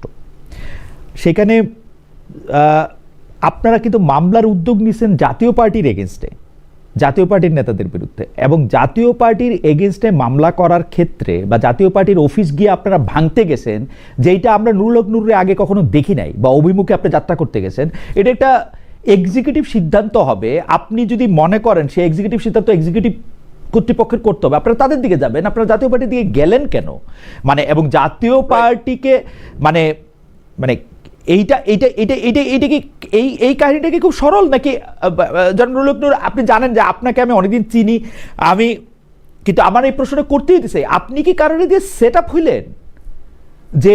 এটাই আমি বলতেছি খালেদ ভাই, এইখানে প্রথমত মিডিয়ায় হয়তো বিষয়টা সঠিকভাবে তুলে ধরতে পারে না। দেখেন, আমরা ওই দিন প্রথম একটা মিছিল করে আমাদের মিছিল সমাপ্ত করেছি, তারপরে যখন জাতীয় পার্টির মহাসচিব এবং চেয়ারম্যান তারা যখন সংবাদ সম্মেলন করে আমাদের বিরুদ্ধে কতগুলো মিথ্যা এলিগেশন দিলেন যে তারা জাতীয় পার্টির কার্যালয় দখল করতে আসছে, প্রস্তুতি নিয়েছে। আসলে আমাদের প্রথম মিছিল তো পিসফুলি শেষ করেছে, আমাদের এই ধরনের কোনো ইন্টেনশন ছিল না। তাহলে তো এই গণ অভ্যুত্থানের 1 বছর পরে কেন আমরা দখল করতে যাবো? এটা তো শুরুর দিকেও করতে পারতাম যদি আমাদের ওই ধরনের ইন্টেনশন থাকতো। দ্বিতীয়ত, এই 1 বছরে আমাদের গণ অধিকার পরিষদের কোন নেতা কর্মীর বিরুদ্ধে এই ধরনের কোনো মব তৈরি করা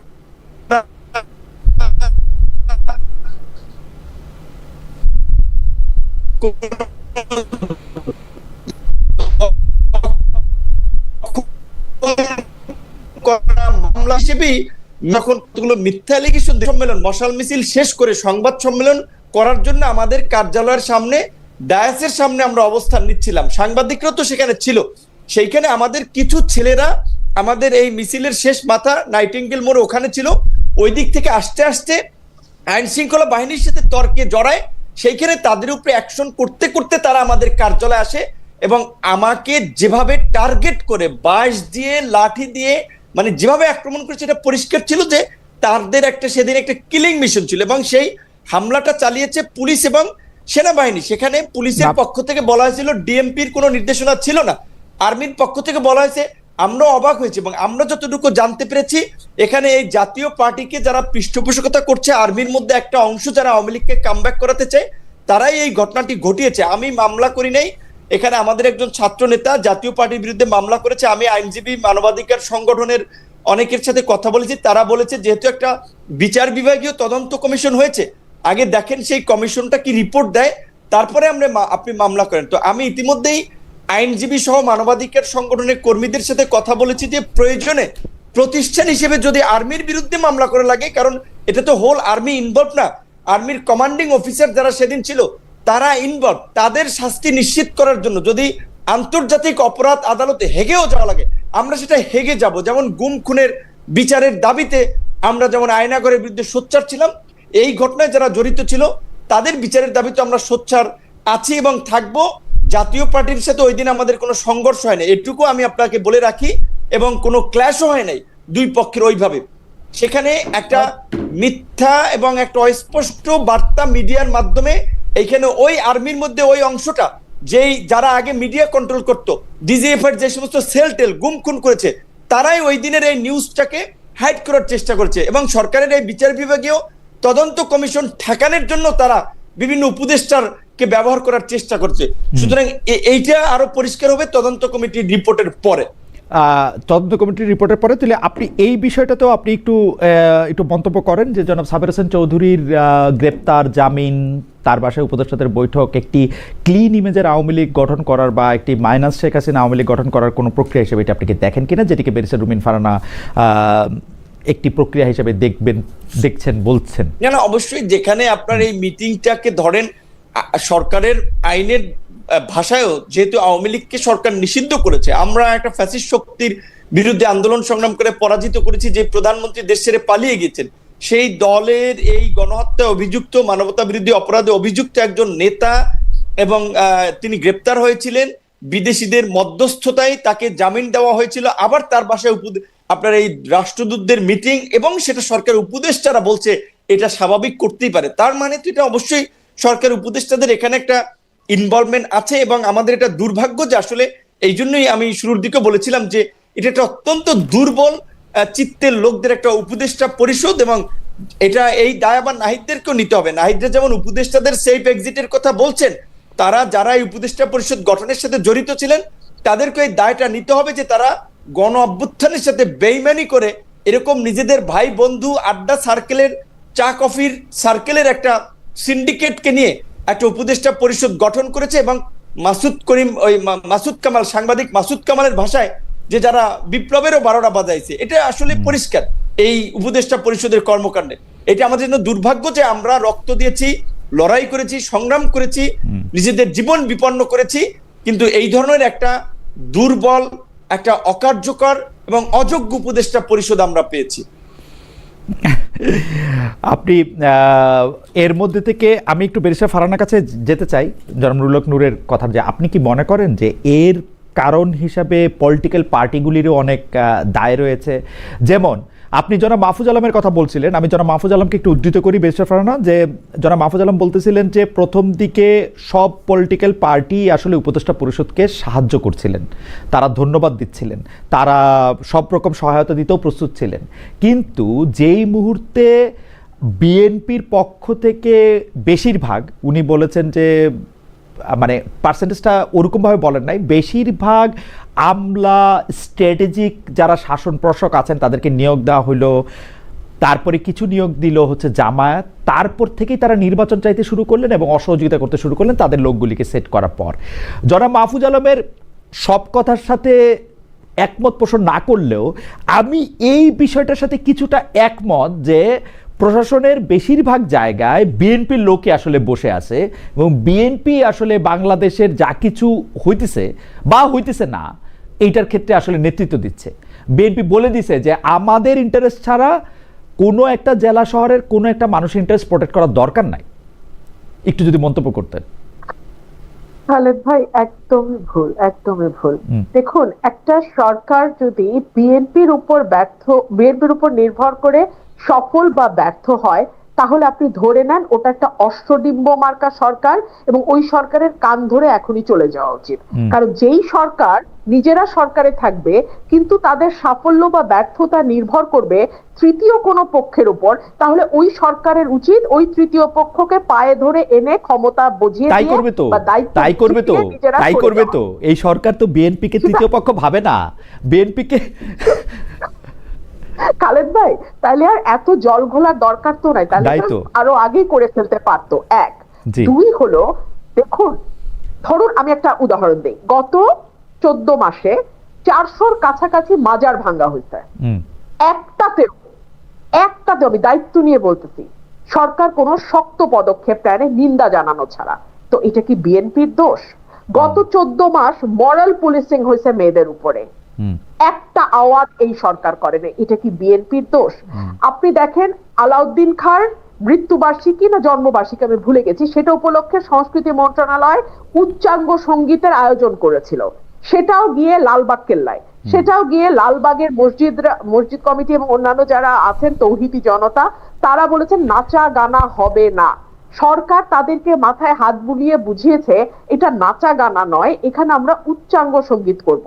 আপনি জানেন অনেকগুলো মঞ্চ নাটক বন্ধ হয়েছে, আপনি কি এগুলোকে বলবেন বিএনপির কারণে? আমি বলবো বিএনপির কারণে কেন? বেঁচে পারে না, আমার যুক্তিটা আমি দেই, বেঁচে পারে না, আমার যুক্তিটা আমি দেই, আমার যুক্তিটা আমি দেই, আমি কেন বিএনপির দোষ বলবো? একটা জায়গা অনিরাপদ হয়ে উঠতেছে, এগুলা কি আপনি বিএনপির দোষ? আমি বলি কেন, আমি বলি বিএনপির দোষ কেন আমি দিব।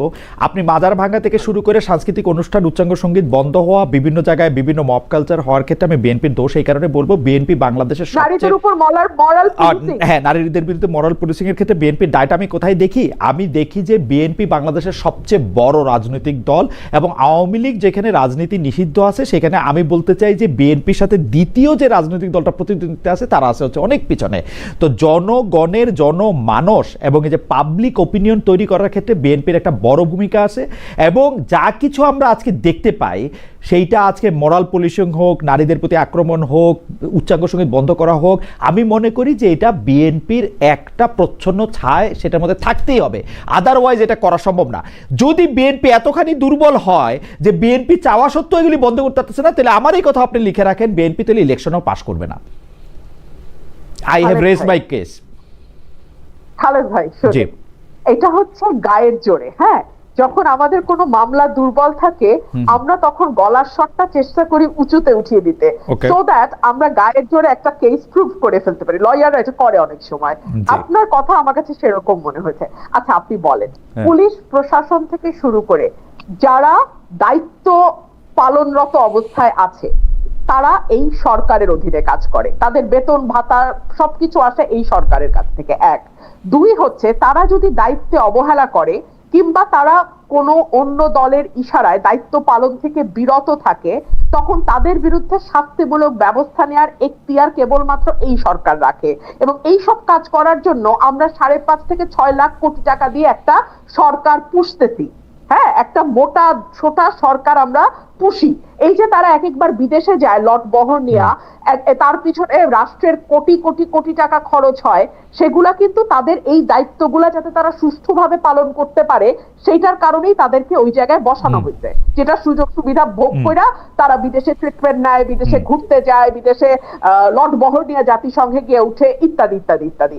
সো এগুলা করবার পরে তারা আইন শৃঙ্খলা ঠিক করতে পারবে না, তারা মানুষের জনমনে স্বস্তি আনতে পারবে না, তারা আওয়ামী লীগের মিছিল সমাবেশ বন্ধ করতে পারবে না, তারা মাজার ভাঙা বন্ধ করতে পারবে না, তারা নারীদের উপরে হয়ে যাওয়া মরাল পুলিশিং তো বন্ধ করে দূরেই থাক। আমি জাস্ট একটা উদাহরণ দেই, থানার থেকে মরাল পুলিশিং করা এক ব্যক্তিকে ফুলের মালা দিয়ে বাইর করে নিয়ে আসা হয়েছে, আপনি তো জানেন তাই না? আপনি তো জানেন যে কিভাবে লম্বা চুল দাড়ি রাস্তায় ফেলে জোর জবরদস্তি করে কাটা হয়েছে।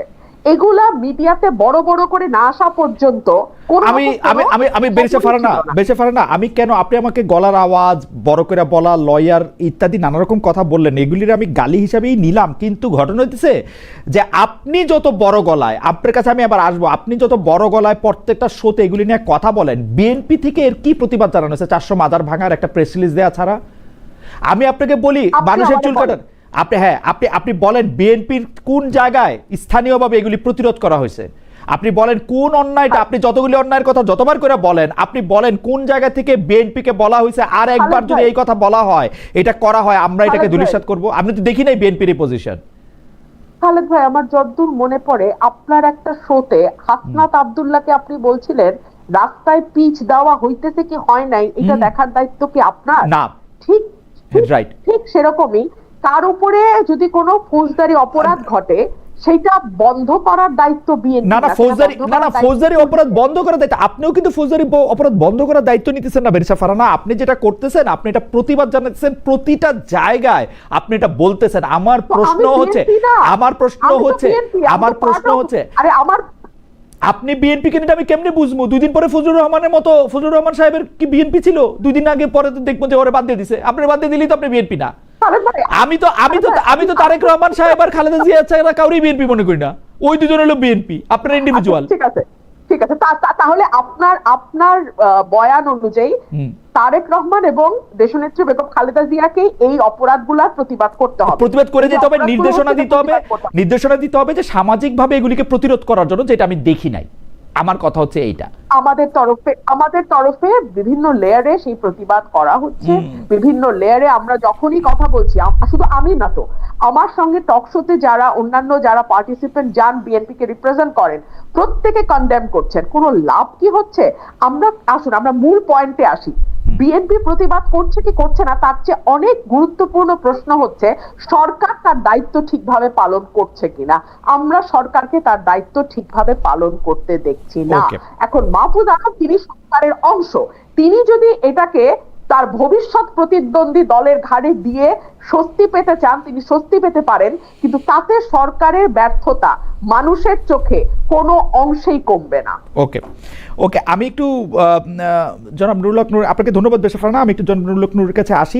এই প্রসঙ্গটা নিয়ে আমি আসলে বেরিসা ফারহানার কাছে আমার আলাদা প্রশ্ন রয়েছে, কিন্তু জুলাই সনদটা নিয়ে জনাব নুরুল হক নূর সাংবিধানিক যে বিষয়ে, মানে নির্বাচন করার আগে করা হবে না পরে করা হবে, গণভোটটা হবে কি হবে না, জুলাই সনদটা কিরকম হবে, সেইটা নিয়ে আপনার একটু মতামত জানতে চাই। আমি একটু বেরিসা ফারহানার মতামত জানতে চাই যে এইটা আসলে সবাই একমত হবে কিনা, বা নতুন কোনো বড় আরেকটা ঝামেলার দিকে আমরা যাইতেছি কিনা। জনাব নূরকে আবারও আধার দেখতে পাচ্ছি। আমি বলবো না ফিরে আসছেন। জি জনাব নূর, আপনি একটু। জি, জুলাই সনদের শেষ অংশটুকু শুনে নেই। আমি যেটা বলতে চাই, মানে জুলাই সনদ নিয়ে তো রাজনৈতিক দলগুলির আমরা নানা রকম, কখনো একরকম অবস্থান, সময় আলাদা আলাদা অবস্থান আমরা দেখতেছিলাম। আপনি কি মনে করেন শেষ পর্যন্ত এটা কোথায় গিয়ে দাঁড়াবে? মানে এই সাংবিধানিক প্রশ্নগুলিকে আগে যেটাকে বলে হচ্ছে রাষ্ট্রপতির স্বাক্ষর দিয়ে আমরা এটা করে ফেলবো, মানে যেটাকে আমরা অধ্যাদেশ বলি, পরে বিএনপি যেরকম চাইতেছে যে সংবিধানটা যদি সংশোধন করতে হয় তাহলে আমরা পরে করব, কেউ যে বলতেছে যে গণপরিষদের নির্বাচন এবং জাতীয় সংসদ 2টা ম্যান্ডেটে যেন থাকে সেইটা হবে। আপনি কোনটাকে দেখেন? অনেকগুলি বিষয়, কিন্তু জুলাই সনদটার আসলে আমরা ইউএসপি কি দেখি? অনেকে বলে থাকেন যে এইটা আসলে মোরলেস একটা ইন্ডেমনিটি, অনেকে বলে থাকেন এটা হচ্ছে যে মোরলেস একটা স্বীকৃতি, কেউ বলে থাকেন না আমরা সংবিধানের মূল কাঠামোটাই আসলে পরিবর্তন করতে চাই। আপনি এটাকে কিভাবে দেখেন? জুলাই সনদটা আমি মনে করি যে বাংলাদেশের এই স্বাধীনতার 54 বছরে রাষ্ট্র পুনর্গঠনে এবং সংবিধানের যে বিষয়গুলোর আমাদের সংশোধনী প্রয়োজন, সেই বিষয়গুলোতে আমরা মোটামুটি আসলে জনগণকে সম্পৃক্ত করে এবং ক্রিয়াশীল রাজনৈতিক দলকে সম্পৃক্ত করে এক নতুন ভাবে করার একটা সুযোগ পাচ্ছি। এবং বিশেষ করে এই ধরনের একটা গণ অভ্যুত্থানের পরে বিভিন্ন দেশেই বড় ধরনের অনেক পরিবর্তন ঘটে। সেই জায়গা থেকে এখন এই পরিবর্তনটা মানুষের প্রত্যাশিত, কিন্তু দুঃখজনক হচ্ছে যে সরকার দায়িত্ব নেয়ার 1 বছর পার হয়ে গেছে, অলরেডি 14 মাস, কিন্তু এতদিনও সেটা করতে পারে নাই। আর সরকার এটা সম্পন্ন করতে না পারার ফলেই কিন্তু রাজনৈতিক দলগুলোর মধ্যেও নানান ধরনের মতানৈক্য, এবং শেষ পর্যন্ত আসলে এই জুলাই সনদের যেই বিষয়বস্তুগুলো, যে 84টি প্রস্তাব বা 84টি বিষয় নিয়ে যে জাতীয় ঐক্যমত্য কমিশন দীর্ঘদিন আলাপ আলোচনা শেষ পর্যন্ত একটা ঐক্যমতে পৌঁছানোর চেষ্টা করেছে, সেইটার কতটুকু বাস্তবায়ন হয় সেটা নিয়ে অনেকগুলো প্রশ্ন রয়েছে। ধরেন যে অনেকগুলো প্রস্তাবে বিএনপি নোট অফ ডিসেন্ট দিয়েছে, তাহলে বিএনপি সরকার গঠন করলে তো বিএনপি সেটা করতে বাধ্য নয়, কারণ বিএনপি তো আগেই সেটাতে নোট অফ ডিসেন্ট দিয়েছে। সো সেই ক্ষেত্রে আমরা যেটা বারবার বলেছিলাম যে যতটুকু বাস্তবায়ন করা যায় রাজনৈতিক ঐক্যমতের ভিত্তিতে, সেটা আগামী জাতীয় নির্বাচনে আগেই করা দরকার ছিল এবং সেটার ভিত্তিতে নির্বাচনটাও করা দরকার ছিল। সেই ক্ষেত্রে আইনগত কিছু জটিলতা ছিল, যেমন কিছু বিষয় অধ্যাদেশের মাধ্যমে বাস্তবায়ন করা যায়, আবার কিছু বিষয়ে সংবিধান পরিবর্তনের প্রয়োজন হয়। যেমন আমরা যদি দ্বিকক্ষ বিশিষ্ট সংসদ করি, আমাদের 500 সংসদ সদস্য হয়, কিংবা আরো কিছু পরিবর্তনের ক্ষেত্রে সংবিধানের মূল নীতি এবং সংবিধানের আরো কিছু অনুচ্ছেদে, সেই ক্ষেত্রে তো আমাদের সংবিধান পরিবর্তন করতে হয়। সংবিধান পরিবর্তনটা তো আসলে অধ্যাদেশ দিয়ে সম্ভব নয়, সেটার জন্য তো একটা পার্লামেন্ট বা গণপরিষদ লাগতো। সেটা ধরেন যদি 6 মাস আগে এই ধরনের একটা প্রসিডিউরের মধ্যে দিয়ে গণপরিষদ করে বা গণভোট এটা সম্পন্ন করা যেত, তাহলে এখন এই সনদটা পরিপূর্ণ বাস্তবায়ন হতো। এখন যেই দলই সরকার গঠন করে শেষ পর্যন্ত আসলে তাদের উপরে ডিপেন্ড করতেছে যে জুলাই সনদের কতটুকু বাস্তবায়ন বা কার্যকর হবে। এখন এই গণভোট, জাতীয় নির্বাচনের দিন একই সময় গণভোটের কথা বলছে। ধরেন এখানে কিছু দল এটার পক্ষে ক্যাম্পেইন করলো, জুলাই সনদের পক্ষে, কিছু দল এইটা নিয়ে কথাই বললো না, এবং দেখালো ভোটে যদি এটা না জয়ী হয়, তাহলে তো এইটা বাস্তবায়ন করতে বাধ্য থাকবে না যারা সরকার গঠন করবে।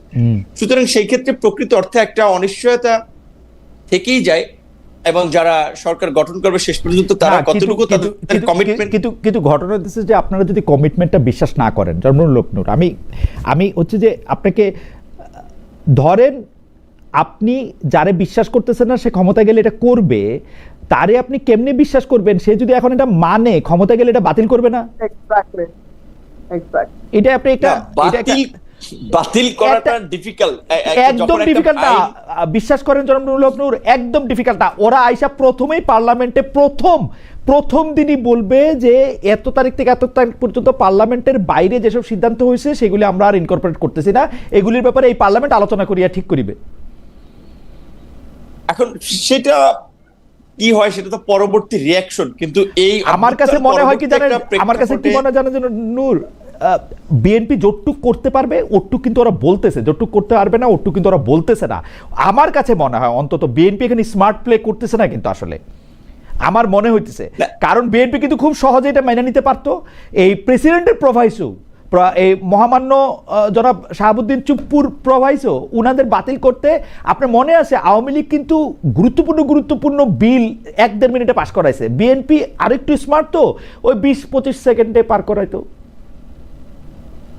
এখন সেই ক্ষেত্রে ধরেন এইখানে আগামীতে সরকার গঠন যারা করবে, এবং সেইখানে বিএনপির একটা সম্ভাবনা থাকায় আলোচনার ক্ষেত্রেও আপনার বিএনপির মনোভাবকে প্রাধান্য দেওয়া হয়েছে, এবং বিএনপির না শুধু, আসলে শেষ পর্যন্ত আমরা চেষ্টা করেছি যে এখানে মেজর স্টেক হোল্ডার যারা, তারা যেন কনভিন্স থাকে। সো এখন এইটুকু যেটুকু আমরা একমত হয়েছি, এইটুকু যদি এক্সিকিউট করা হয়, তাহলে আমার মনে হয় যে আসলে দেশে আগামীতে আমরা যেটা দীর্ঘদিন ধরে বলে আসছিলাম যে আমাদের যে কিছু রাষ্ট্রের বা একটা রাষ্ট্র টিকে থাকে কিছু প্রতিষ্ঠানের উপরে ভিত্তি করে, সেই ধরনের কিছু প্রতিষ্ঠান আমরা গড়ে তুলতে পারি নাই। সেটা বিচার বিভাগ, নির্বাচন কমিশন, সেটা আমাদের জাতীয় মানবাধিকার কমিশন, সেটা হয়তো তথ্য কমিশন, এই ধরনের কিছু প্রতিষ্ঠান, আমাদের মহা হিসাব নিরীক্ষক, এই প্রতিষ্ঠানগুলো, এবং আমরা এই যে রাজনীতিতে যে আমাদের এত বিভাজন এবং 5 বছর পর পর নির্বাচন নিয়ে যে সংকট, এই সংকট কাটানোর জন্য যে একটা নির্বাচনকালীন সরকারের বিষয়, এই বিষয়গুলোতে আমরা মোটামুটি আলোচনা সাপেক্ষে একটা জায়গায় পৌঁছেছি। এখন এইগুলো যদি কাটা সেরা ছাড়াও যদি সামনে বাস্তবায়ন করে যারা সরকার গঠন করবে, সেক্ষেত্রে বাংলাদেশ হয়তো সামনে অনেক ধরনের ক্রাইসিসে পড়বে না, ক্রাইসিস থেকে দূরে থাকতে পারবে। কিন্তু যদি এগুলোতে আসলে কলম বসাতে যায়, যেটা আমরা অতীতে দেখেছি, তো যে আপনি যেটা বলেছেন, আওয়ামী লীগও করেছে, বিএনপিও করেছে, তাদের সুবিধার জন্য আইন করেছে, আইন বাতিল করেছে। সো এটা যদি করে তাহলে তো আসলে এই গণ অভ্যুত্থানের সাথে তাহলে তাদের একটা আমি মনে করি যে মানুষের স্পিরিটের বাইরে গিয়ে কাজ করা, তো শেষ পর্যন্ত বিশ্বাস রাখতে হচ্ছে আর কি। কিন্তু ঘটনা হচ্ছে যে আপনারা বিশ্বাসটা এরকম মানে এইরকম কেন, মানে বিশ্বাসের ব্যাপারটা মানে এই যে জুলাই সনদ নিয়ে যতগুলি কথা হয়েছে, ঐক্যমত্য কমিশন থেকে শুরু করে আগে করা হবে না পরে করা হবে, ক্ষমতা গিয়ে করা হবে, গণপরিষদ নির্বাচন করবে না করবে, এতগুলি দল পুরোপুরি টেলিভিশনের সামনে মানে তারা আলোচনা করে যে বিষয়টাতে তারা কথা দিয়ে আসলেন সেটার উপর আমরা আস্থা রাখতে পারতেছি না কেন? এখানে আপনিও ছিলেন, বিএনপির শীর্ষ নেতৃবৃন্দ ছিল, মানে সিটিজেন্স পার্টির ওনারা ছিলেন, জামাত ইসলামী ছিলেন, সারা বাংলাদেশের সব মানুষ দেখছেন, মানে দ্বিধা সংশয়টা কোন জায়গায়? আসলে অতীতের যে উদাহরণগুলো আছে, এবং এটা তো ঠিক, যদি আমিও রাজনীতি করি, আমাদের রাজনীতিবিদদের তো কমিটমেন্ট আসলে সবসময় ঠিক থাকে না, এবং বিশেষ করে ক্ষমতায় একবার যারাই গিয়েছেন তারা প্রত্যেকেই এই যাবৎকাল বাংলাদেশের এই গত 5 দশকের ক্ষমতার পট পরিবর্তনে শান্তিপূর্ণভাবে তো ক্ষমতা হস্তান্তরের নজির খুব বেশি নাই। সবাই ক্ষমতায় থেকে যেতে চেয়েছে, এবং ক্ষমতাকে আপনার একেবারেই পাকাপোক্ত করার জন্য যা যা করা দরকার, রাষ্ট্রীয় প্রতিষ্ঠানকে দখল থেকে শুরু করে আইন কানুন করা, সেগুলো তারা করেছে। তো এখন ওই রাজনীতিটা আসলে ধরেন এই গণঅভ্যুত্থানের পরে যদি আমরা একটা নতুন ধারার রাজনীতির কথা বলেছিলাম, সেটি তো আমরা প্রতিষ্ঠা করতে পারি নাই। নতুন রাষ্ট্র ব্যবস্থার কথা বলেছিলাম, সেটি তো আমরা পারি নাই। এবং এই অন্তর্বর্তীকালীন সরকারের মাধ্যমে একটা নতুন পরিবেশ আমরা দেখতে চেয়েছিলাম, সেগুলো তো হয় নাই। কাজে এই কারণে হয়তো কিছুটা সংশয় থাকে, কিন্তু তারপরে আমি মনে করি যে শেষ পর্যন্ত আস্থাটা রাখতে হবে। রাজনীতিবিদরা যতই খারাপ হোক, তারাই রাষ্ট্র পরিচালনা করবে, তারাই রাষ্ট্রের নীতি নির্ধারণ করবে। সেক্ষেত্রে এখন শেষ পর্যন্ত যেহেতু একটা ঐক্যমতে পৌঁছেছে যে নির্বাচনের সময়, জাতীয় নির্বাচনের দিন একই সাথে গণভোট এবং এই জুলাই সনদ বাস্তবায়নের একটা ব্যান্ডেট নেওয়া, এখন আমি এই জায়গাটাতেই ফিক্স থাকতে চাই। এবং অন্যান্য রাজনৈতিক দলকেও আমি বলবো যে অন্তত যেহেতু এখন ফেব্রুয়ারিতে জাতীয় নির্বাচন, এবং বাংলাদেশের আপনার অভ্যন্তরীণ নিরাপত্তা, অভ্যন্তরীণ আইন শৃঙ্খলার পরিস্থিতি, ভৌগোলিক পরিস্থিতি, প্রতিবেশীদের আচরণ, নানান প্রেক্ষাপটে নির্বাচনটা আমাদের জন্য জরুরি হয়ে পড়ছে। নির্বাচন না হলে বাংলাদেশ আরো নতুন নতুন সংকটে পড়বে। সেই জায়গা থেকে এখন আর এই জুলাই সনদ নিয়ে কিংবা নতুন কোন আলোচনা নিয়ে আমরা বিভাজন কিংবা একটা অন্যরকম পরিস্থিতি তৈরি হোক, আমরা ওইদিকে যেতে চাই না। এখন নির্বাচনের দিকে আমরা যেতে চাই। জনাব নূর, আমারও মনে হচ্ছে যে এই ব্যাপারটার আলোচনাটা অনেকটাই একাডেমিক হয়ে থাকতেছে। বেশ ফারহানা, আমি সর্বশেষ আপনাকে যে প্রশ্ন করতে চাই সেই প্রশ্নটি হচ্ছে যে আপনি জানেন যে সেনাবাহিনীর কয়েকজন কর্মকর্তাদের বিরুদ্ধে, মানে এটাকে আপনারা আদালতের ভাষায় কি বলেন, মানে মামলার যে প্রসিডিংসগুলি সেগুলি শুরু হয়েছে। এখন অনেকেই বলছেন যে তারা আসলে একটি চেয়ার দায়িত্ব পালন করছেন, তো এই চেয়ার দায়িত্ব পালন করলে এইভাবে তারা এর জন্য মানে দায়ী হতে পারবেন কিনা, বা চেয়ার হলেই কি সব কথাও শুনতে হবে কিনা? কারণ আদালতে ভাষায় বা আইনের ভাষায় একটি কথা আছে যে আপনি যদি মনে করেন কোনো একটা বিষয় আইন বা সংবিধান বিরোধী, এটা তো আপনি নাও মানতে পারেন, কিন্তু এইসব ক্ষেত্রে এইগুলি যে একটা ফাইনাল লাইন আছে, এই মামলাগুলি কি সেই ফাইনাল লাইনকে আরও মানে এই পার্থক্যটাকে আরও বিশাল করে তুলবে, নাকি ভবিষ্যতের জন্য এটা ভালো হবে? কারণ বর্তমানে যারা কর্মকর্তা আছেন তাদের মধ্যে অনেকে এটা ভাবতে পারেন যে ভবিষ্যতের কোনো সরকার এসেও তাদের কোনো কাজকর্মকে তো আসলে চ্যালেঞ্জ করা যেতে পারে, তাহলে তারা কি আসলে কাজে যাবেন কি যাবেন না। উদাহরণ আসছে, এটা শেষ কথা বলি, যে অপারেশন ক্লিন হার্টের সময় যেসব আর্মি অফিসার আসলে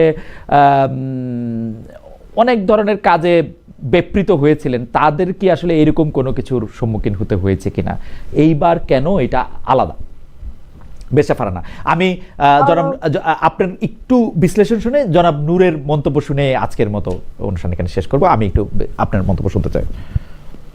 দেখুন, আপনার মনে থাকবে আমাদের সেনাবাহিনীর সেনাপ্রধান তিনি পরিষ্কার বলেছিলেন যে তার বাহিনীর যারা আছেন তাদেরকে আসলে এইভাবে বিচার করা বা এইভাবে তাদেরকে সাধারণ আদালতে নিয়ে গিয়ে তাদেরকে বিচারের মধ্যে আনা, যখন তারা রাষ্ট্রীয় কাজে অংশ হিসেবে এই দায়িত্বগুলো পালন করেছে, সেটা আসলে তারা কতটুকু ভালোভাবে নেবেন আমি জানি না। 1, 2 হচ্ছে, আপনি যেই দায়িত্বেই থাকেন না কেন, সেটা সেনাবাহিনী হোক কিংবা সেটা পুলিশ হোক, আমলা হোক, যেটাই হোক না কেন, আপনি আইন বহির্ভূত কোনো নির্দেশ মানতে কিন্তু বাধ্য না। সংবিধান এবং আইনের বাইরে যদি আপনাকে প্রধানমন্ত্রীও কোনো নির্দেশনা দিয়ে থাকেন, সেটা আপনি কোনোভাবেই এক্সিকিউট করতে বাধ্য নন। রাদার আপনি সেটা প্রোটেস্ট করবেন এবং আপনি সেটা করা থেকে বিরত থাকবেন। এখন আসেন, এটা হলো কিতাবের কথা, প্র্যাকটিক্যাল ফিল্ডটা কিরকম। আজকে আপনার উপরে এইরকম কোনো অর্ডার যদি সর্বোচ্চ তরফ থেকে আসে এবং আপনি সেটা এক্সিকিউট না করেন, তখন আসলে আপনার পরিস্থিতিটা কি দাঁড়াবে? আপনি কি আয়না ঘরে গিয়ে এন্ড আপ করবেন? আপনার পরিবার কি নিরাপদ থাকবে? আপনি কি বাংলাদেশে বাস করতে পারবেন?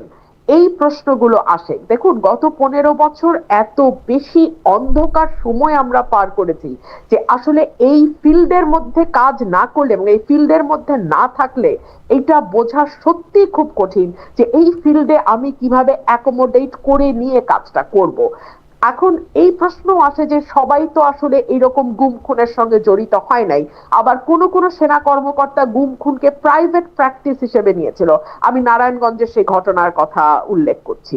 সো এরকম প্রাইভেট প্র্যাকটিস হিসেবে যারা নিয়েছে, কিংবা যারা আসলে করতে করতে এক ধরনের হ্যাবিচুয়াল অফেন্ডারের মতো আচরণ করেছে, তাদের ক্ষেত্রে আইন কিভাবে প্রয়োগ হবে, তাদেরকে বিচারের আওতায় কিভাবে আনা হবে, সেইটা আরো আমার মনে হয় সেই বিষয়গুলো আমাদের আরো বুঝে শুনে সিদ্ধান্ত নেওয়ার ব্যাপার আছে।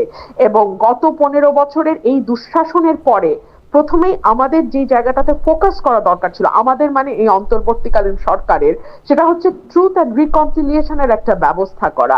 এই সমাজ অত্যন্ত ঘন একটি সমাজ, এখানে পরস্পর পরস্পরের আত্মীয়, ভিন্ন ভিন্ন দল করতে পারে, ভিন্ন ভিন্ন মতের বিশ্বাসী হতে পারে, কিন্তু তারা একই পরিবারের সদস্য, এরকম অনেক আছে। তো এত ঘন একটা সমাজে এভাবে বিভাজন এবং বিভেদ করে আসলে আদৌ কতটুকু আগানো যাবে সামনে, এইটা একটা বড় প্রশ্ন। সো যতক্ষণ পর্যন্ত আমাদের পরস্পরের সহাবস্থানটা, হ্যাঁ, এটা আমি ওই গুম খুনের বিষয়ে বলছি না, আমি অন্যান্য নানান দিকে, কারণ গত 15 বছর তো বিভাজনটা এত প্রকট ভাবে হয়েছে যে আপনি মুক্তিযুদ্ধের পক্ষ না বিপক্ষ, আপনি স্বাধীনতার পক্ষ না বিপক্ষ, চেতনার পক্ষ না বিপক্ষ, এগুলো নিয়েও একেবারে ভীষণ রকম ভাগাভাগি হয়ে গেছে। তো এই ভাগাভাগি সমাজটাকে একেবারে সোশ্যাল টেক্সচার নষ্ট করে দিয়েছে। এটাকে রিপেয়ার করা, এটাকে যতটুকু সম্ভব একটা মানে ভিন্ন মত থাকবে কিন্তু মোটামুটি যাতে বাসযোগ্য হয় বাংলাদেশটা সকলের জন্য, আপনার জন্য, আমার জন্য, নূর ভাইয়ের জন্য, সবার জন্য, সেইটুকু মানে সেইটুকু এনশিওর করার কাজটা শুরু হওয়া দরকার ছিল 5ই অগস্টের পরে। বাট আনফরচুনেটলি আমরা দেখেছি নানান অজুহাত তুলে আমাদের এই বিভাজনটা আরো অনেক বেশি বাড়িয়ে দেয়া হয়েছে। আমি জনাব নূরের কাছ থেকে এটা বিষয়টা একটু এই ব্যাপারে একটু মন্তব্য জানতে চাইবো যে আমরা কিন্তু দেখেছি 5 আগস্ট 2024 পরে সিটিং সেনাবাহিনীর শীর্ষ পর্যায়ের কর্মকর্তা, যেমন ধরেন মেজর জেনারেল জিয়াউল সাহেব, যিনি ছিলেন এনটিএমসির দায়িত্বে, তাকে কিন্তু গ্রেপ্তার করা হয়েছে, তাকে আদালতে নেওয়া হয়েছে এবং তার বিরুদ্ধে এটা মামলা করাও হয়েছে। তিনি সহ আরও কিছু সেনা কর্মকর্তাদের বিরুদ্ধেও কিন্তু এরকম মামলা করা হয়েছে। কিন্তু 1 বছর পরে এসে যেসব সেনা কর্মকর্তাদের এই মামলাদের নিয়ে যে এই কথাগুলি হচ্ছে, সেগুলি আসলে আপনি কীভাবে দেখেন? মানে তারা এতদিন চাকরিতে ছিলেন, মানে অভ্যুত্থান বা বিপ্লবের 1 বছর পরও এখন তাদের বিচার হওয়াটা, এইটারে আপনি আসলে ভালো খারাপ কোনভাবে দেখেন জনরুল হক নূর? প্রথমত হচ্ছে, ধরেন অপরাধ যারা করে তাদের বিচার টুমুরো হওয়া দরকার।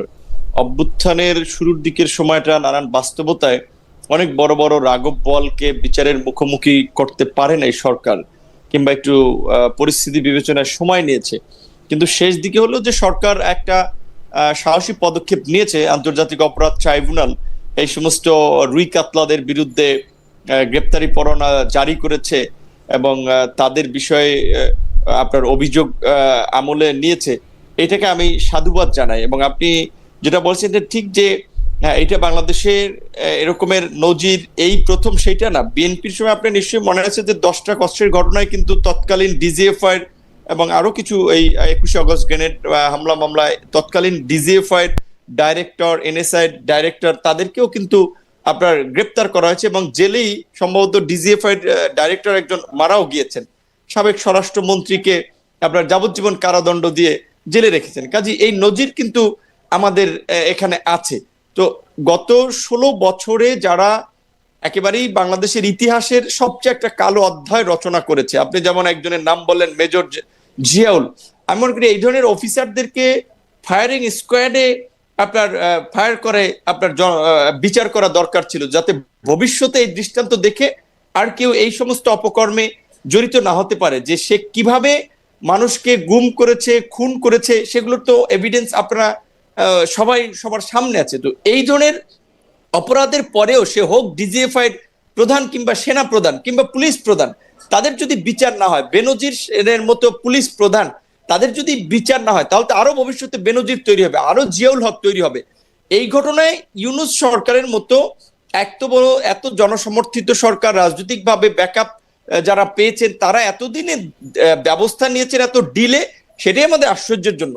কিন্তু আমার মনে হয় যে আরো আগে তাদের বিরুদ্ধে শক্ত পদক্ষেপগুলো নেওয়া দরকার ছিল। এখানে একটা কথা রুমিন ফারহানা আপা যেটা বলেছে তার সাথে আমি একমত, যে আমরা কিন্তু বারবারই বলছিলাম যে শুরুর দিকেই আপনার ওই যেটা ডক্টর ইউনূসকে, যে তার সামনে অপশন আছে, তিনি লিকুয়ান হতে পারেন সিঙ্গাপুরের মতো, কিংবা নেলসন ম্যান্ডেলার ভূমিকায় নিতে পারেন, কিংবা মাহাথির মোহাম্মদের মতো একটা ভূমিকায় যেতে পারেন। তো আমরা যেটা মনে করেছিলাম যে ওই যে রুমিন ফারহানা আপা বলেছে, এত ঘন আপনার বসতিপূর্ণ একটা এলাকার ছোট্ট একটা এরিয়া, এইখানে একেবারেই আপনার ঘুম থেকে উঠলে একজনের সাথে আরেকজনের দেখা হয়। কাজে এইখানে একেবারে গুরুতর অপরাধে যারা অভিযুক্ত তাদেরকে আপনার বিচারের মুখোমুখি করে, ছোটখাটো অপরাধে যারা অভিযুক্ত তাদেরকে ক্ষমা করে দিয়ে আমাদের একটা রিফর্ম অ্যান্ড রেকনসিলিয়েশনের দিকে যাওয়া দরকার ছিল। কিন্তু আসলে সরকার কিচ্ছুই করতে পারে নাই, লেজে গোবরে একেবারে পাকিয়ে ফেলেছে। তো তারপরেও যতটুকু করেছে শেষ দিকে, বিশেষ করে এই আমরা দেখেছি যে বিশেষ করে সেনা সদস্যদের মধ্যে যারা ডিজিএফআই এবং গুরুত্বপূর্ণ দায়িত্বে ছিলেন, তারা যেভাবে ফ্যাসিবাদকে পৃষ্ঠপোষকতা করেছেন এবং বাংলাদেশের নাগরিকদের একেবারে বিরুদ্ধে গিয়ে কাজ করেছেন, তাদের যদি বিচার না হয় তাহলে ভবিষ্যতে এগুলোর ধারাবাহিকতা চলবে। সেই জায়গা থেকে এগুলোর বিচার হওয়াটা খুবই জরুরি ছিল। সেই জায়গা থেকে আমরা ওয়েলকাম জানাই এবং সেনাবাহিনীকেও বলবো আমরা, যে সমস্ত কর্মকর্তারা এই সেনাবাহিনীকে কলঙ্কিত করেছে, যে সমস্ত পুলিশ কর্মকর্তারা পুলিশকে কলঙ্কিত করেছে, তাদেরকে রক্ষায় দয়া করে কেউ মায়া কান্না কিংবা এই বাহিনীর ইজম না দেখিয়ে বিচারকে আপনারা সহযোগিতা করেন। কারণ বাংলাদেশের মানুষ কিন্তু বিচার চায়, গণ অভ্যুত্থান কিন্তু সেই ম্যান্ডেট দিয়েছে এই সরকারকে। কাজেই আপনারা আশা করি যে এই অপরাধের সাথে যারা জড়িত তাদের বিচার নিশ্চিত করার জন্য আপনারা সহযোগিতা করবেন এবং আমাদেরও সংগ্রামটা চলবে এই বিচার নিশ্চিত করার জন্য। যেটা আমি নিজেও আয়নাগরে ছিলাম, আমি নিজেও এই টর্চারের মধ্যে দিয়ে গিয়েছি, সমস্ত ভুক্তভোগী মানুষ কিন্তু আপনারা এই বিচার চান। এইটা ঠিক আছে, কিন্তু আমি যেটা প্রশ্নটা করতে চাই, এটা বেরিসা ফারহানাকে আবার এই একটু ফিরে আসি, যে কারণ এইটা একটু জনাব নূরকেও আমার একটু শুনতে হবে, যে আপনারা কি এটা মনে করেন কিনা, জনাব নূরের বক্তব্যের সাথে বেরিসা ফারহানা বক্তব্যের সাথে এই বিষয়ে আমি একমত, কিন্তু আপনারা এটা মনে করেন কিনা যে এই ক্ষেত্রে কোনো পিক অ্যান্ড চুজ করা হচ্ছে, বা কোনো একটা নির্দিষ্ট গোষ্ঠীর, মানে কারা অপরাধ করছে, কোন জায়গার থেকে এই জিনিসটা অপরাধের কার্যক্রম হিসাবে বলা যেতে পারে, সেইটার ক্ষেত্রে আমরা একটা ওয়েল ডিফাইন্ড ডেফিনিশন দেখতে পাচ্ছি। আমি এই কথা কেন বলতেছি, ভবিষ্যতে যদি কোনো দিন আবার এরকম পরিস্থিতি সৃষ্টি হয়, তাইলে কি আমরা এই উদাহরণটাকে দিয়ে যারা অন্যায়কারী তাদের পক্ষেই চেয়ারগুলি থেকে যাবে কিনা?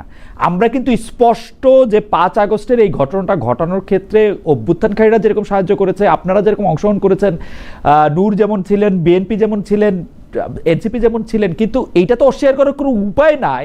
সামরিক এবং বেসামরিক বাহিনীর লোকেরা যদি তাদের বন্দুকের নলটি না ঘুরাতেন, তাহলে এটা হয়তো মানে সম্ভব হইতো না বলে তো আর আমি আর কথা বলতে পারবো না, কিন্তু অন্যরকমও হইতে পারত। তো সেই ক্ষেত্রে এইটার ক্ষেত্রে পিক অ্যান্ড চুজ করা হইতেছে কিনা, শক্তিশালী পক্ষটা অশক্তিশালী পক্ষটাকে ধরাই দিচ্ছে কিনা, মানে এইটা আপনারা কি মনে করেন? সরি, আমি লম্বা প্রশ্ন করলাম কারণ এটা একটু ডেলিকেট বিষয়, মানে আমি চেষ্টা করছি। আমার একটু বোঝার ব্যাপার আছে, পিক এন্ড চুজ করতে কি আপনি ব্যক্তির ব্যাপারে বলছেন? ব্যক্তির ব্যাপারে, রাইট, সংস্থার ব্যাপারে না। ধরেন মিলিটারিতে 4 জন ব্রিগেডিয়ার জেনারেল আছেন, 2 জন অলরেডি কারাগারে চলে গেছেন, বা 2 জন চাকরি থেকে চলে গেছেন, 2 জন চাকরিতে আসেন, এতদিন ছিলেন, বা 6 জন একসাথে চাকরি করতেছেন। এদের মধ্যে থেকে এরকম করা হয়েছে কিনা 2 জনকে পিক করা হয়েছে যে তোমরা এই কাজটা করছো, বাকি 3 জনকে পিক করা হয়েছে যে তোমরা এই কাজটা করছো, ওরকম করা হয়েছে কিনা, নাকি যারা ওই সব চেয়ারে বসেছিলেন তাদেরকেই দিছে, মানে যাদের বিরুদ্ধে মামলা হয়েছে? যাদের বিরুদ্ধে মামলা হয়েছে তাদের বিরুদ্ধে তো এভিডেন্স থাকতে হবে। যদি এভিডেন্স ছাড়া মামলা হয়ে থাকে তাহলে তো সেই মামলা চলবেই না। 1, 2 হচ্ছে পিক এন্ড চুজের ব্যাপার আপনি যদি আমি যদি যেটা বুঝছি আপনার প্রশ্ন থেকে সেটা হলো যে আওয়ামী মাইন্ডের অফিসারদের ধরা হচ্ছে কিনা, আপনি কি এরকম কিছু বলতে চাইছেন? রাইট, মানে যারা দোষী তাদেরকেই ধরা হইতেছে।